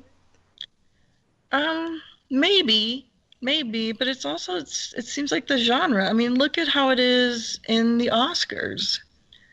Yeah. It's the same, it feels like the same thing, you know? It's like horror is never taken seriously as an art form. It seems like everywhere. Yeah. And I don't really know why that is. Is it because it's too icky and people don't want to see that ickiness as art? Do we not want to admit to ourselves that being, you know, killing or maiming or being scared out of our wits is an art form? I don't know. Wow. Well, maybe because, horror shows the ugliness in people sometimes. Yeah, exactly. And that people are drawn to watching that. What does that say about us that we're so drawn to watching that? And is that we don't want to confront that part of us that is drawn to watching these things, but yet we can watch a show, you know, or a movie that, you know, is a war movie where all these people are being butchered and whatnot, and it can win a bunch of awards still, you know, because it's all this humanity and us confronting all this, you know, humanity and I don't know, whatever. But in a horror movie, you know, is there redemption sometimes in a horror movie? I don't know. Some movies there seem to be. I mean, the thing you see in Saw, the message that Jigsaw was doing in Saw, was there any redemption in that? I mean, the people confronting all the ugliness inside of them, why were they there? Why he chose them? And not that there was Oscar-worthy performances necessarily in that movie, but you know, if there had been, would it have been recognized? Probably not. So that's the stuff that kind of gets me, and I'm kind of wondering, is that why in even our artwork, is that why it's not recognized still? So it's kind of big questions, you know, and that we have to, you know, battle through to try to be recognized as artwork, art forms, and artists. Right. And I got a friend that does, you know, art therapy. I honestly think that this would be perfect for something like that. You know what I mean? Yeah. Yeah. Give her the email. Yeah. Yeah, exactly. Yeah. It's, you know, the reason I really let the horror part take over in my business is I was trying to do all these things that I need to kind of go with the flow of what everybody else is doing because that's what's going to sell. And then I had a full-term stillbirth. My son died before he was born. Oh. And I just dove head first. I rebranded, and I decided to go with what I was best at, and that was my horror work. And I just went dark with it. You know, I started doing like the Nosferatu, and I went with the Bela Lugosi vampire, and I started just going and I'm like pushing myself to do stuff I hadn't been doing, but I wanted to do, and trying to get better. And that was 3.5 years ago. And I knew, and my goal was I wanted to be published someday. And so I just kept working really hard at it. And I kept asking for feedback from my mentor, who is Jamie Chalmers, who goes by Mr. X Stitch. And if you look him up, he's brilliant. And he's very well known in the cross-stitch world. He just launched a magazine. He's just published a book last year. He is just really well known. He's over in the UK as well, but he has done a TED Talk. He's just really, really well known. By the way, the guys who cross-stitch and embroider are called manbroiders. Manbroiders, awesome. You know, he's like, there's got to be something for, you know, men who are straight that stitch, you know. We're manbroiders. So anyway, he's always been a friend and kind of a mentor that I kind of fell in with. And I'd always like give him stuff to look at. He'd be like, and being British, he's very forthcoming and straight with his criticism, with critiques or whatever. So it would be kind of cutting and brutal. But it was what I needed to hear to get better. And I still need to hear those things because I'm not nearly as good as a lot of the artists are. And so I would take that feedback and I'd keep working and work. It took years to even get to this point. And I just went with it. And it was very therapeutic. Very therapeutic. And for anybody who, you know, is like me, who says, man, what a shitty day. I need to watch some people just get cut the fuck up on a horror movie. You know? Yes. And it's, what is on Shudder? What is on Netflix? I am going in and I am not coming out until I watch at least 2 movies of good goddamn bloody horror. And that's how cross-stitch feels too, when you get a good pattern that, you know, is like a bit dark on the dark side. And I think there's a market for that. People need that, you know, not Definitely. just stitching the word fuck, but does it, you know, have a nice bloody pattern to stitch out and hang on the wall and put it with their horror collection, you know? Absolutely. Wow. So you're basically a pioneer in this area is what you're doing. Oh God, I never really looked at it that way, but yeah, we need this stuff, you know? Yes. So, I wonder if there's a way we can find more these type of artists with the cross stitching. There's got to be more.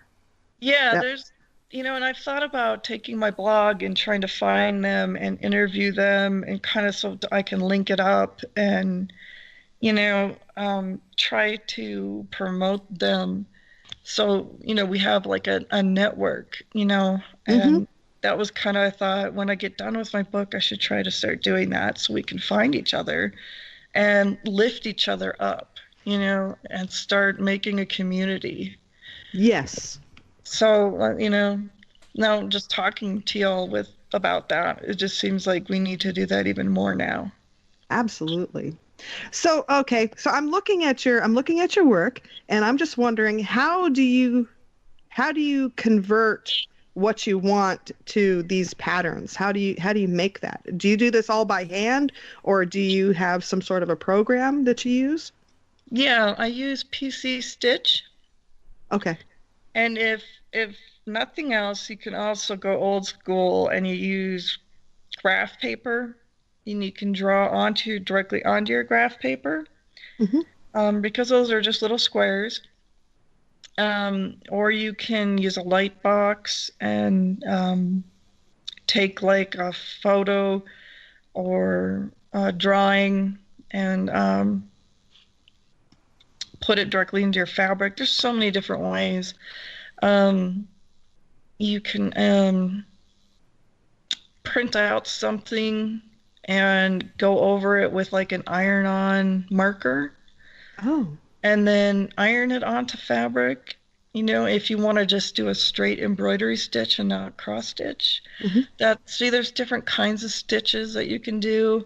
Oh my gosh, there's so many different ways. And I do talk about that in my book a little bit too. There's an introduction on how to stitch.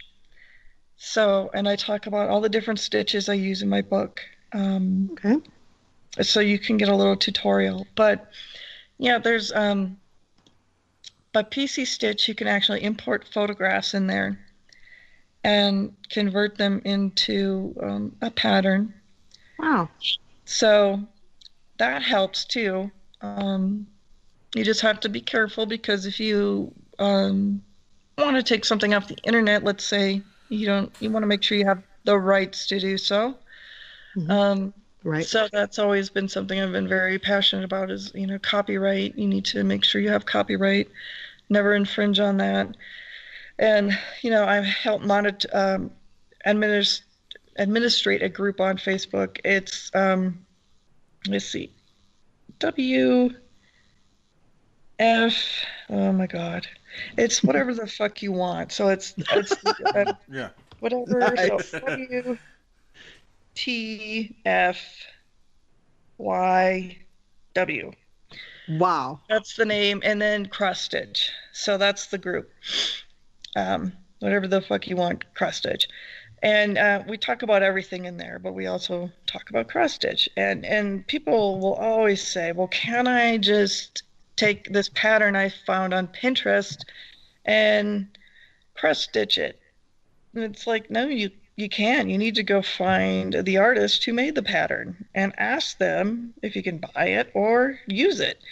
And they get so angry about it because they're like, well, I can just take it off the internet, can I? And it's like, no. Yeah, these true. people work so hard to make the pattern, and they're trying to make a living off of this, or maybe not make a living, but they worked really hard on it, and you can't just steal it just because somebody put it on the internet. That's wrong. And Yeah, no, right. you can't post it on here. And they get angry, and I'm probably one of the biggest sticklers for that. And I'm like, why did you even ask? Just, if you were gonna do it, don't even put it up here and ask for permission from us. Right. If you're gonna do it, just do it. Just don't even tell me about it. I don't want to hear that. Don't want to know. Don't want to know. Right, exactly. Yeah. Because I don't want to know when you're stealing my stuff later on. You okay? Because I've found people who have stolen some of my stuff, and I got on their ass and, scared people out of their pants, telling them they better take that crap off the internet. It was not theirs, That's right. Don't steal other people's stuff. Come on. Right. So if you're going to take, a picture of Mickey Mouse and put it through PC Stitch, don't put it on the internet later, because Disney will come after you, and Disney is scary. Yes, they are. Right. Yes. Don't put it up on the internet and show it off that you stitched it, okay? Just don't.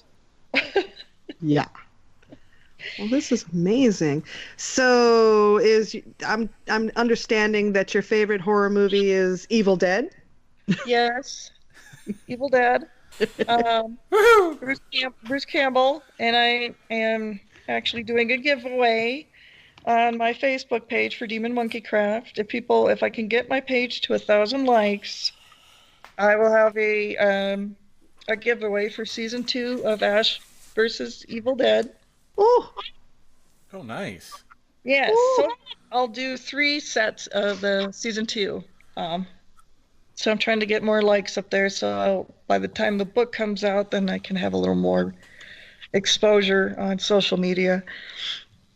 And yes, but I just love Bruce Campbell. I love all his work. And I first, of course, found out about him when I saw Evil Dead 1 when I was a child, and that tree scene was so horrible. Oh my God. And then you're like in 5th grade, you're like, what just happened to that poor lady? Yeah.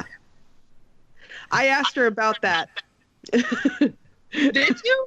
I got a chance to ask her about that tree rape scene, and she said that she just got rid of the Dutch elm disease like a couple years ago. Oh my gosh. Oh, that's hilarious. Oh yeah, it was that's a horrific scene. Wow. Sam Raimi. Yeah. Yeah, where did he was he just laying in bed one night and said, would make a terrific scene in my movie as if I'd have this woman running out through the forest. She's captured by a tree. And then several trees. Yeah. She got gangbanged by trees. I know. Dear God, yes. This would be fantastic for my movie. Oh. What a sadistic mofo. I mean, really. Oh. Lord. God. Yeah. So do you have what was the last horror movie you've seen recently? Oh my goodness, what did I last watch? Over the weekend I watched The Gate. I hadn't seen that. From like the 80s with Stephen Dorff. Oh, yes. Yes. I had not seen that, and my husband was like, "You didn't see this?" He's like, "Oh, you're gonna love it." And I was like, I couldn't get over the one girl's, raw bangs, Yeah. Yeah. Oh my gosh. Damn, I had big bangs, but they weren't that big. Yeah. those were bad. Those creepy little, goons or whatever. The minions. Yeah. And then I kept thinking, why have they done away with claymation? It actually is kind of cooler than some of the CGI stuff they do. Well, they originally were using a real person in like a skin suit, but it didn't look creepy enough, so they added the little claymation part to it. Oh, that was awesome. Yeah. I'm like, just squish them. Just come on, step on them, guys. Punt them. Just punt them. So I'm talking to the TV like this. And I'm just irritated, but I mean, it was still kind of a fun movie, Yeah. Oh yeah. That was one of my favorites from when I was younger. And there's also a part 2 to it. Oh my word, really? Without Stephen Dorff. But yeah, there's a part 2 to it. God. Damn. It just took me back. I'm like, I remember having boy kids in my class with those haircuts. Yeah. Oh, wow. Is there any current horror movies that you'd like to watch? I want to find out what this whole what's the movie I keep seeing ads for that is supposed to be Hereditary or something? Oh yeah, that's right. That? I want to find out what that's all about. How it's supposed to be like the scariest movie of all year. So I keep watching the trailer and I'm like, what the hell is this supposed to be about? So I've got to see it. Yeah, that's one I don't know about. Yeah, I don't know. I gotta see it. Nice. What else is coming out that I need to see? There's so many. It's so hard when we moved here to Colorado a couple years ago, and we still don't have a babysitter. So it's like, I'll have to wait for it to come on demand. I'll have to wait for it to come on demand. So what kind of so if you're at home, what kind of horror channels are you watching at home? Definitely doing anything that's on, Netflix and Amazon and Shudder through Amazon. I do those. Ooh. I want to see the Stephen Yeun one. That is now, was it Mismanagement or something? Oh yeah. I needed to see that one. I was gonna try to check that out today. I know there's something else I've seen recently, but my brain is so fried. I can't remember what it was. Dang it. What have you guys been watching? Oh, wow. Yeah, mostly Netflix. I've been doing Netflix, getting through like series of the originals, Vampire Diaries. I found a new one called Dead Set. It's from the UK. It's a zombie one where like the first zombie apocalypse happens near a TV station where they're doing their version of Big Brother, and everyone's trapped inside. It's really creepy. Yes. Oh, nice. That is really good. That is really good. And there's Ripper Street, which is all about the Jack the Ripper. I missed that one. I missed that one. That one went through like a couple seasons, I think. Yes. That one's very good. Yes. I like that one. Oh yeah. Yeah. I've gotten addicted to that Swedish horror show. I don't know if anybody's seen it. It's called I said it last week, remember? Dana, I'm trying to remember the pronunciation. It's like Jordan or something. Jordan Scoot? Yeah. Yeah, Jordan Scoot. That is freaking awesome. I love that show right now. That's on Shudder, right? It is on Shudder. Yeah. Yes. First two, both the seasons are on Shudder. It's absolutely amazing. The shooting is amazing. This is the third straight week I've talked about that. Mm-hmm. Is it subtitled? Right? Yeah, it's subtitled. Yes. Because it's Swedish, right? Yeah. Or Norwegian. It's Swedish, but it goes through ITV, I think, in England. Okay. I want to say it's ITV or there's another distributor in England. But yeah, it was on British TV for a while. Actually, it is still on British TV. Oh, and the other. I'm sorry. Go ahead. No, you go. Oh no, the other movies I watched over the weekend was The Collector and Collection. Yes. Yes. Yes. I hadn't seen the first one, but I'd seen the second one, so I watched them back to back. I can't find The Collector. I've been wanting to see that because all I've seen is The Collection, and they're like, he's done this before. I'm like, where? Yes. There's one you can get. It's on Amazon through Shudder. Okay. So I watched through there, and then I went to Netflix to watch the other one. Okay, I'm gonna have to go back to Shudder then. Yeah, I hadn't seen that first one before, and it's really good. Yeah. Oh, do you have a type like a favorite genre of horror? Like, there's slasher, there's supernatural, is there a favorite that you like? I think I like everything except like Hostel type movies. Oh yeah. Yeah, not really a fan of the torture porn so much, but yeah, I love the supernatural ones, and I love zombie stuff. I have to say, I've never really grown out of the zombie ones. Probably love them more than the vampire ones. The ghost ones are really good, but they have the tendency to go bad. Yeah. It's always like once they reveal the entity, it just kind of like goes to poop, like House on Haunted Hill.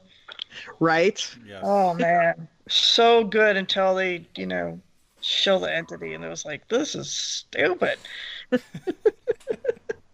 But yeah, I like pretty much everything.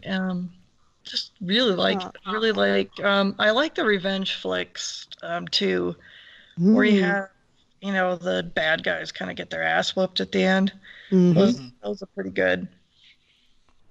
Yeah, so I like a lot of it. Yeah, I'm a fan of Pluto TV, and they have a horror 24/7 channel, and they've been playing Sleepaway Camp series. Ooh, Pluto TV! I haven't heard of this. Yeah, it's free. It's a free TV app, and I have it on my PlayStation. Yeah. Oh my god, I must find this. Yeah, it's free. It's called Pluto TV. They do all sorts of free stuff, but they have this. It's called Horror 24/7 channel. Oh my god, it's awesome. They play all sorts of series. What was it? Was it around Halloween or around Christmas? I think it was, where they played the hell out of Last House on the Left. Yes, I think it was Christmas time. Oh, yeah. Oh wow. Yeah. I must have watched it 4 times. That's a movie I have a hard time getting through. It's just too brutal. Yeah. That was the closest to real rape you're going to see on a horror movie. It's too brutal. Yeah. Yeah. Because I saw an interview with Wes Craven where he said they originally took out a bunch of stuff because the ratings board kept saying, well, you got to take this out. You got to take this out. So they took out all the good stuff. And then something happened. And Wes Craven said he ended up putting all that stuff back in and nobody knew about it. Oh my god. Yeah, it's like they got the rating and then he just snuck it all back in or something. Yeah, I think that was the story, yeah. And left it because then the ratings crew never went back through it. So it's like, it's too rough for me. Oh. Yeah, that was one I saw once, and I could, it's like, okay, I've seen it. That's about it. And then they did the remake or reboot of it. I'm like, are you fucking kidding me? But that wasn't so great. I mean, no, it wasn't. It sucked. It was bad. But I'm like, you remake that? No. Oh. Is that the one where they put the guy's head in the microwave? No, No, I don't think so. God, I wonder which one that was then. That sounds good too. Yeah. Wow. Stick your head in the microwave and give yourself a tan, right? Yeah. It was like this guy did something really bad to their daughter, and at the end the parents got his head stuck in a microwave somehow, and that's how they took care of him. Wow. Yeah, it was a really good revenge thing. Wow. How could you do that? I don't know how they got his head in there and managed to operate the microwave. Maybe I dreamed that. I don't know. There's a new cross-stitch pattern. I'm kind of liking where this is going. I just yeah. Sit back and let the magic happen. Maybe there were some cameras in the microwave too, recording it and reporting back to the NSA or something. I don't know. Oh dear. You have anything else, Matt? I guess at this point, just remind everybody where they can get your stuff. Okay, well, you can always head over to the www.demonmonkeycraft.com for just general information about what's going on with everything. I have a blog, and there's a link to my Etsy there, as well as the Facebook page. Just search for Demon Monkey Craft. And the book, we're looking at, March or April, hopefully. And that is The Evil Dead 2, The Book of the Thread. And we're through SourcePoint Press, so you can always check with them too if you're looking for updates on that. Aw. Thank you, Bex. Thank you, guys. And And good luck to you. And we've been talking to Bex Martz Burley from Demon Monkey Craft. Be sure to go check out her book when it comes out. Evil Dead 2, The Book of the Thread. That sounds like a fun read. Definitely. You're going to love it. It's Yes. not just for sitting on the toilet. It's for crafting too. Oh. The show that puts the story back into history. History is all about discovering the why. And I think that in that process, it's important to never take the story out of history. Making history come alive, one episode at a time. But this is a podcast on the American Revolution for this series, and it's all about a free country, so do whatever the hell you want. Visit themondayamerican.com to get more.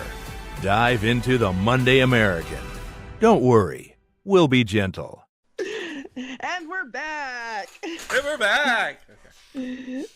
And today we are talking to Johnny McCobb, talking about a couple of projects he's working on. We have, I love the names of these titles.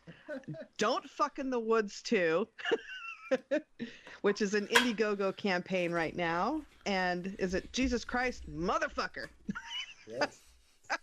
Yeah.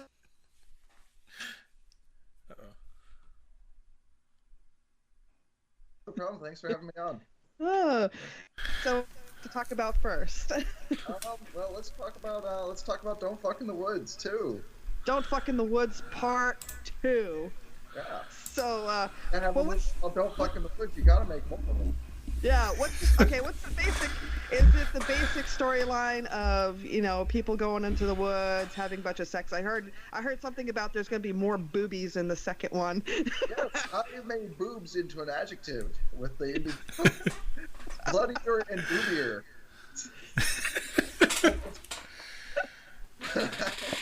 Yeah, basically the first movie was a bunch of teens going through the woods. They go camping.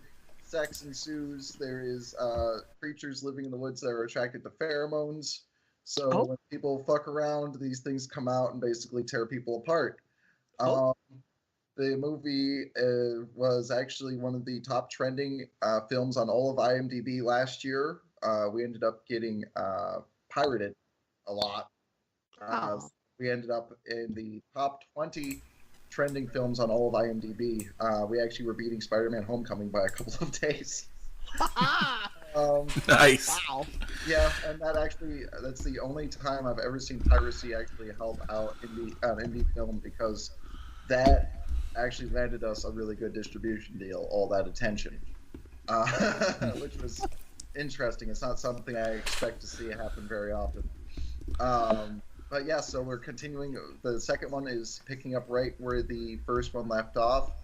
The sole survivor is trying to make her way out of the woods. She stumbles upon a camp where the counselors are doing renovations and repairs for the upcoming season. And, more of the same happens, but more so. More boobies, more blood. Absolutely. And so number little twist. We're gonna reveal a few more things about the creatures in this one. So it's gonna be pretty fun. So they're creatures, and they're not like some stupid redneck people with against sex. These are monsters. So we have the director Sean Burkett. He has some very impressive monster costumes.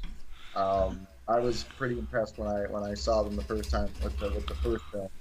And there will be. I will say that there will be more monsters in this in the second one, and there will be some little secrets about the monsters will be revealed.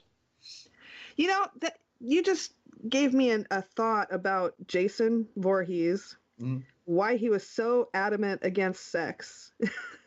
He was picking up pheromones, probably.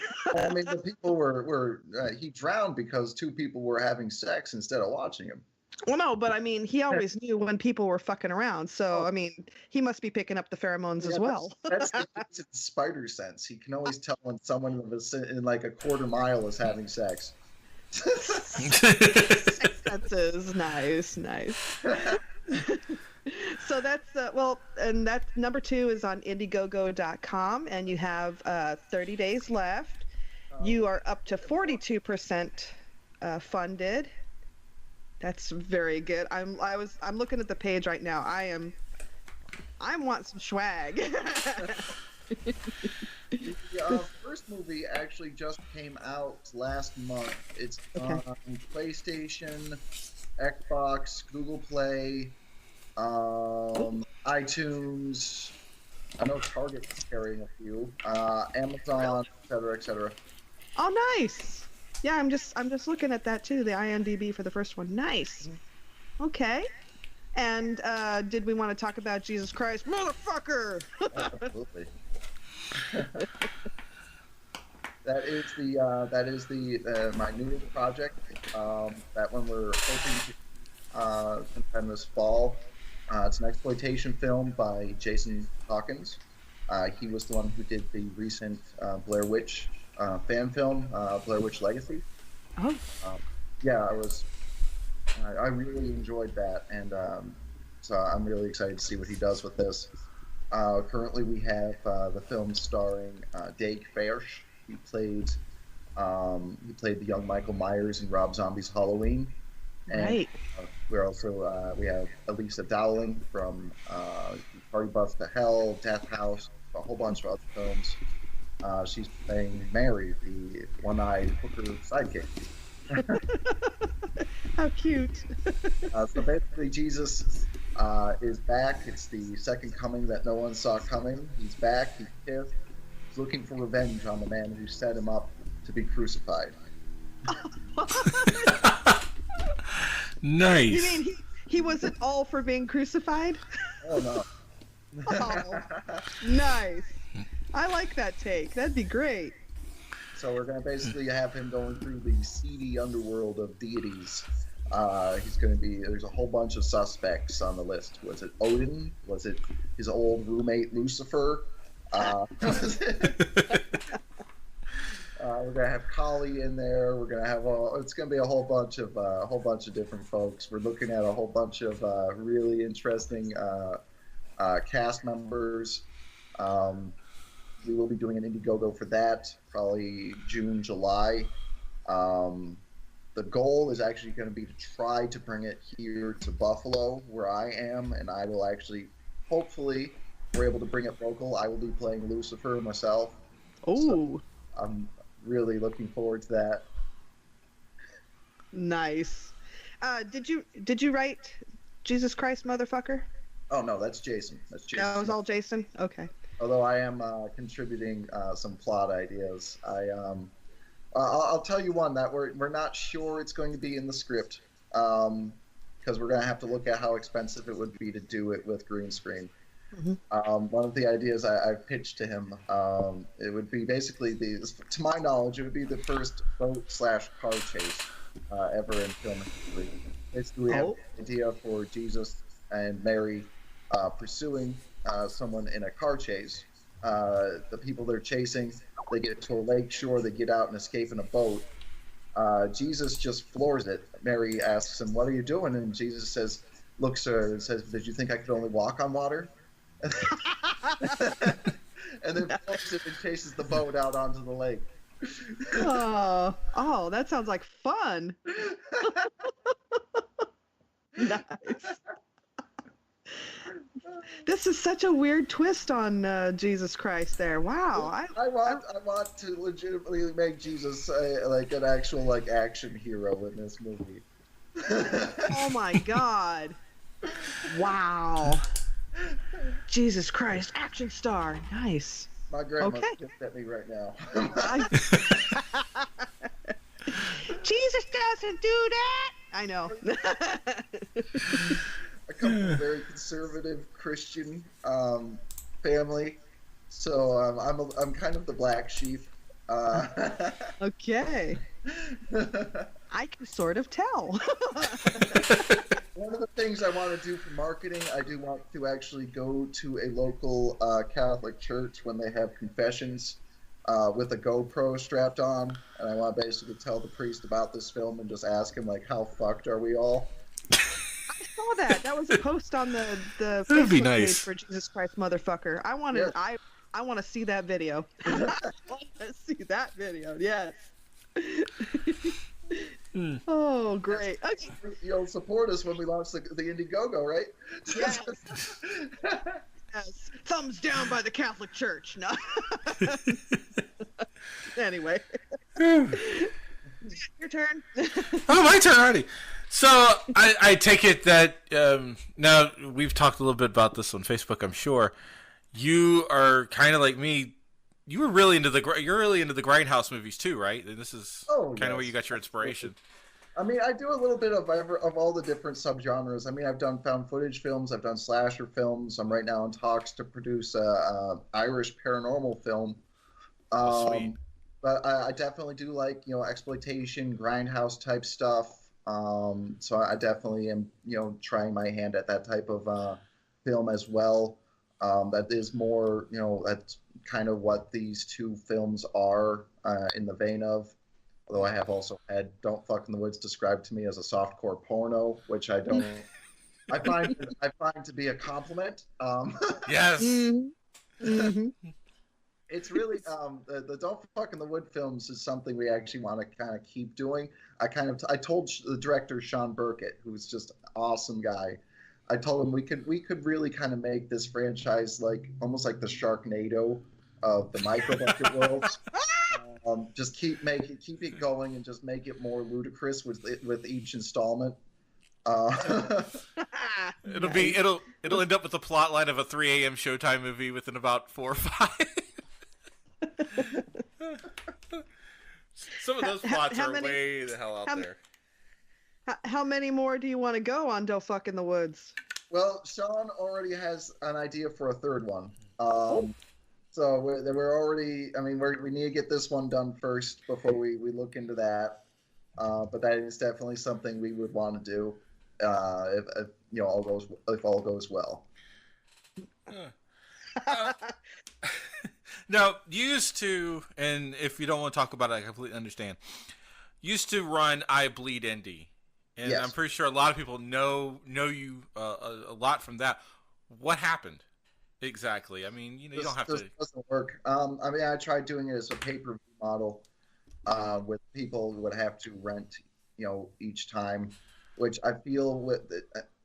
I mean, I gave it a shot. I just feel like it didn't get enough attention to let that model succeed in the age where a lot of the more popular video on demand platforms are subscription based. You pay one fee a month, and then you watch as many movies as you want. I believe that was really just the downfall of it. Yeah, and I did consider looking into a subscription model. It's just logistics of that type of model to be able to make a profit, make sure everyone gets paid. With that type of platform that I was working with, it just was a little bit dicey and wasn't something I wanted to look into at the time. Yeah, which sucks because you are like us. You got a lot of passion for, especially for the indie directors, and just wanted to make sure they got their fair share too. So it sucks that it didn't work out, but at least it's like a learning experience for anybody else who wants to try this. Oh yeah. So. Yeah, I mean, I know one of my friends right now is thinking about giving something like that a shot on Roku. So his name is David Williams. He's done a few films. What was the one of them? I'm having a brain fart. It was like a slasher movie set in like a abandoned theme park. He's actually local. He lives here in Buffalo with me, and he actually filmed that at. It was called Fright World, because it was actually filmed in. We have several pretty big haunted attractions around Halloween. One of them is called Fright World, and he actually got to film the movie in their warehouse where they store everything on the off season. Oh, nice. Oh, yes. But what got you? Do you have like any film that really just got you saying, "This is what I'm gonna do for the rest of my life"? Or, well, I mean, honestly, at the moment, my favorite credit that I've favorite film that I've helped on is still one of my earliest ones, Be My Cat, a film for Anne. That one was, I signed on for that when I was still in college. It's a found footage film from Romania. It's about it's very, what gets a lot of people with it is just how real it is. We get a lot of people like actually asking like, did this actually happen type of stuff. Nice. It's this young Romanian man. He sees the movie Dark Knight Rises and becomes obsessed with Anne Hathaway. He basically makes this video where he's talking to the camera, talking to Anne, and he's basically he wants her to come to Romania to be in his film. He tricks these 3 local actresses into being in this movie, telling them it's basically going to be the actual final film, when really it's kind of like test footage to show to Anne to convince her of his directing skills. Thing is, though, he's crazy, and things just spiral out of control. We won all sorts of awards. It was Romania's first ever found footage film. We won all sorts of awards. The thing is, like, the guy who directed it, wrote it, starred in it, his name is Adrian Tofe, and he's trained in this style of method acting, which is just insane. He literally basically lived as his character for a month. The only time that the actresses would know if he was speaking as the director or speaking as his character, if he was speaking Romanian, he was the director. If he switched over to English, he was only his character. Yeah. And like he's filmed over 24 hours worth of footage and edited it down to like an hour and a half. Wow. Yeah, I mean, there's all sorts of stuff. I mean, there's so many behind the scenes things. Like he was sending me dailies, some little shots here and there, and there was like one scene where his character chloroforms one of the actresses, and it looked so real to me as a producer that I literally reached out to that actress to make sure she was okay. Wow. Nice. Yeah. And the actresses, they were all practicing method acting as well. There was actually one, and it actually made it into the final film, one behind the scenes a little bit. His character was harassing one of the actresses, and her character became so frightened that she called the police, and she actually called the police. There's a scene in film where the Romanian police car pulls up and the cops get out, and luckily they actually understood the concept of method acting, and there was no issues. But I did have a clause added to the contract after that where I would not be legally responsible for any sort of legal or civil repercussions of this movie. But like I said, we won a whole bunch of awards. Website audienceseverywhere.net. They put us on a list of the top 100 films, top 100 horror films of the 21st century, number 44 between American Mary and Dog Soldiers. We were labeled the most revolutionary found footage film since Blair Witch Project, most realistic depiction of a psychopath since Norman Bates. Just all sorts of accolades for this movie, which will be coming out from Terror Films in the next few months. Wow. Nice. All right, Vane. So I'm pretty excited for that. I'm like speechless about that. Really hope that Anne Hathaway at some point sees this movie. That would be great. I would generally love to see her reaction to that. Yeah. Me too. All right, Vane, what you got? But yeah, Jesus Christ Motherfucker is my 16th producer credit so far. I have a bunch of other stuff lined up for this year. Let me see, we have Safe Place is going to be filmed in the next month or so. That's from Nick Hunt. We have a whole great cast of folks on there. That one is it's a little bit of a twist on the home invasion style movie, where basically this artist, one of her paintings is picked up by this eccentric rich guy who invites her and her friends back over to his house. He recently, though, basically developed he recently suffered a tragedy in his life, and upon finding out all of the tragedies that her and her friends have suffered, he basically comes to the conclusion that they'd all be better off if they were dead.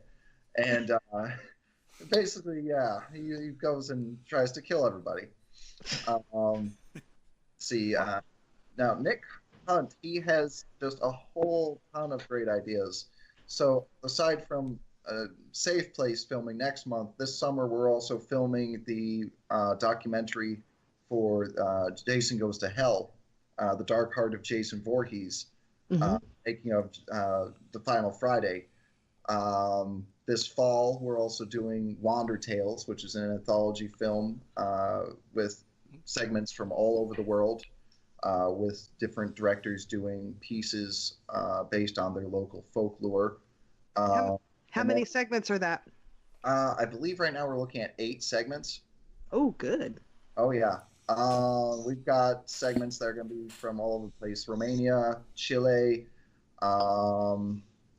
Actually, the Romanian one is going to be by Adrian Tofe of Be My Cat.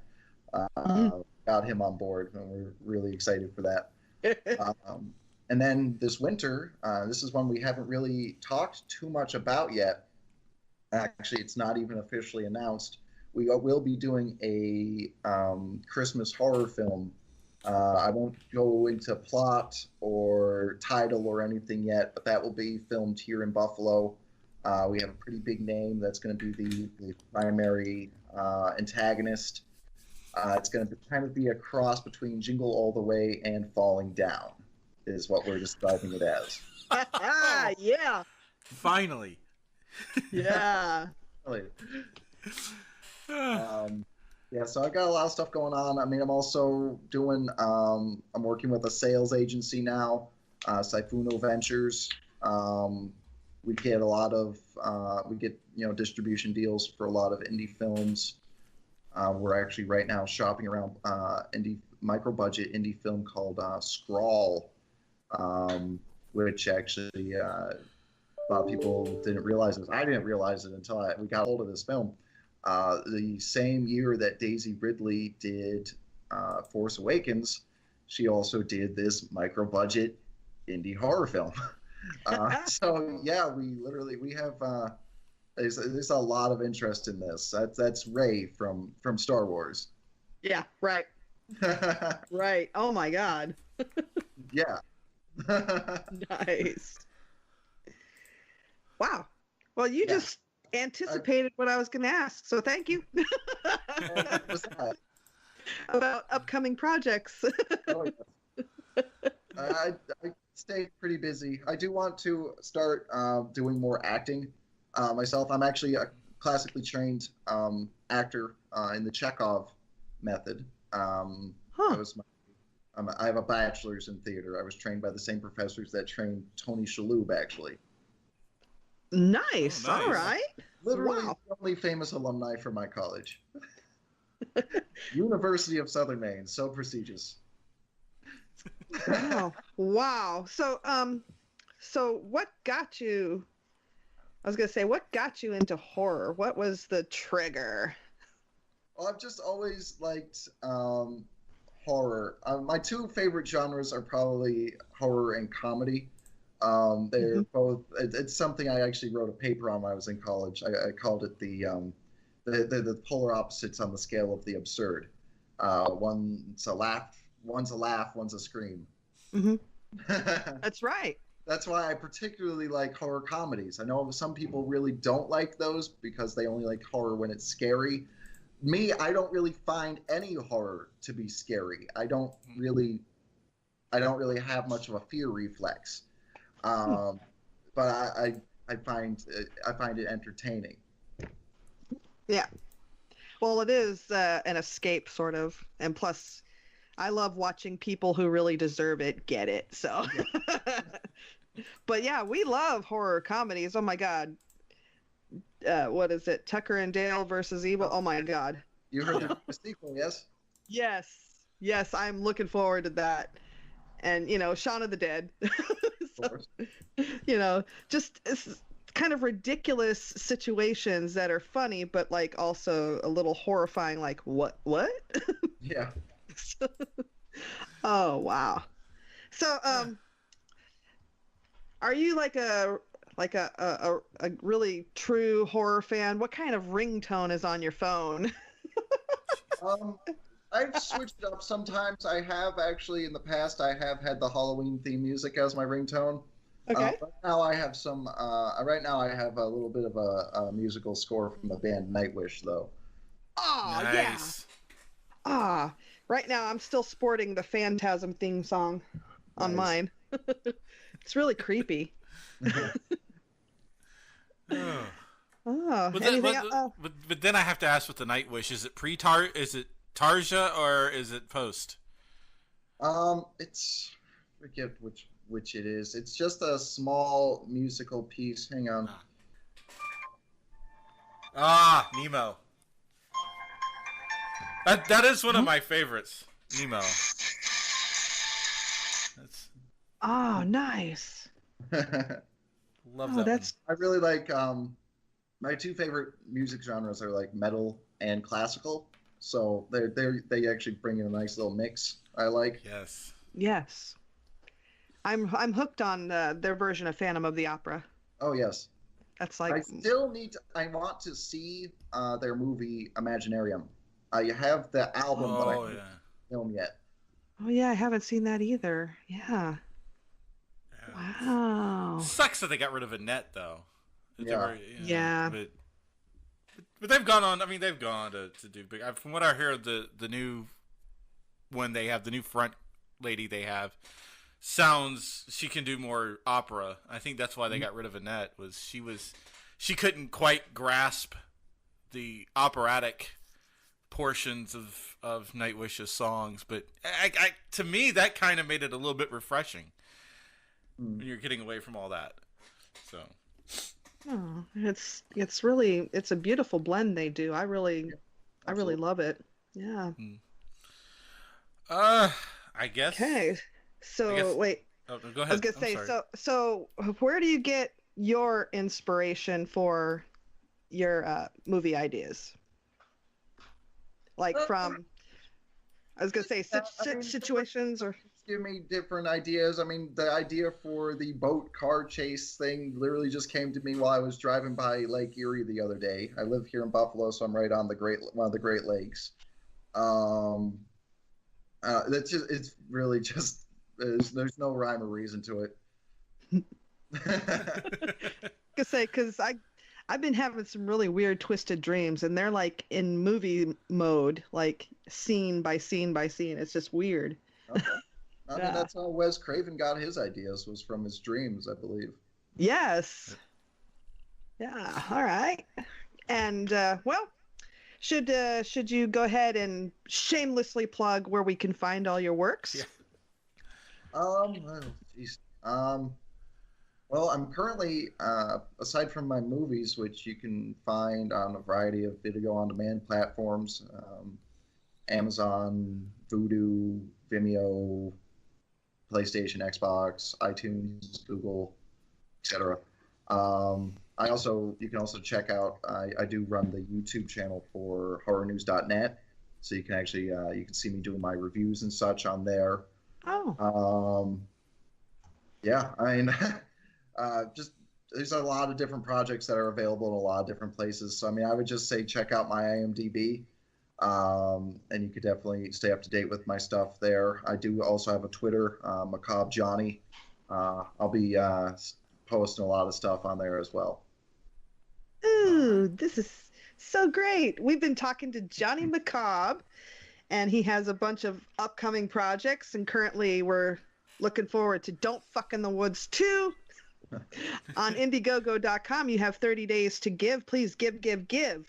Make this project happen. We have some fantastic perks. Yeah, I'm looking at that. Happy Camper, Lost in the Woods. Yeah, survival box is pretty good. Me, Jane, you fucked. Where'd you come up with these ideas? That was Sean. One of them that I have have on there is, and this is one that I added myself, Make Mine Macabre, $50 perk. I will help you with your indie horror production. You're guaranteed a 1-hour Skype conversation where I will give you advice on things like budget, casting, marketing, and then I will continue to give you email support throughout the length of your production. Oh, well, that's very nice of you. Wow. These perks are just wonderful. I love it. Oh, well, thank you so much for joining us today, Johnny. We appreciate it. And when you have more upcoming projects, please let us know and come back and tell us about it. Absolutely. And thank you for having me on today. Thank you. This has been so wonderful. Matt, got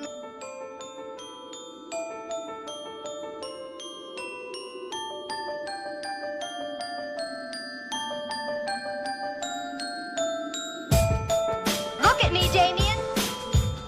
It's all for you. Movies don't create psychos. Movies make psychos more creative. Red rum, red rum.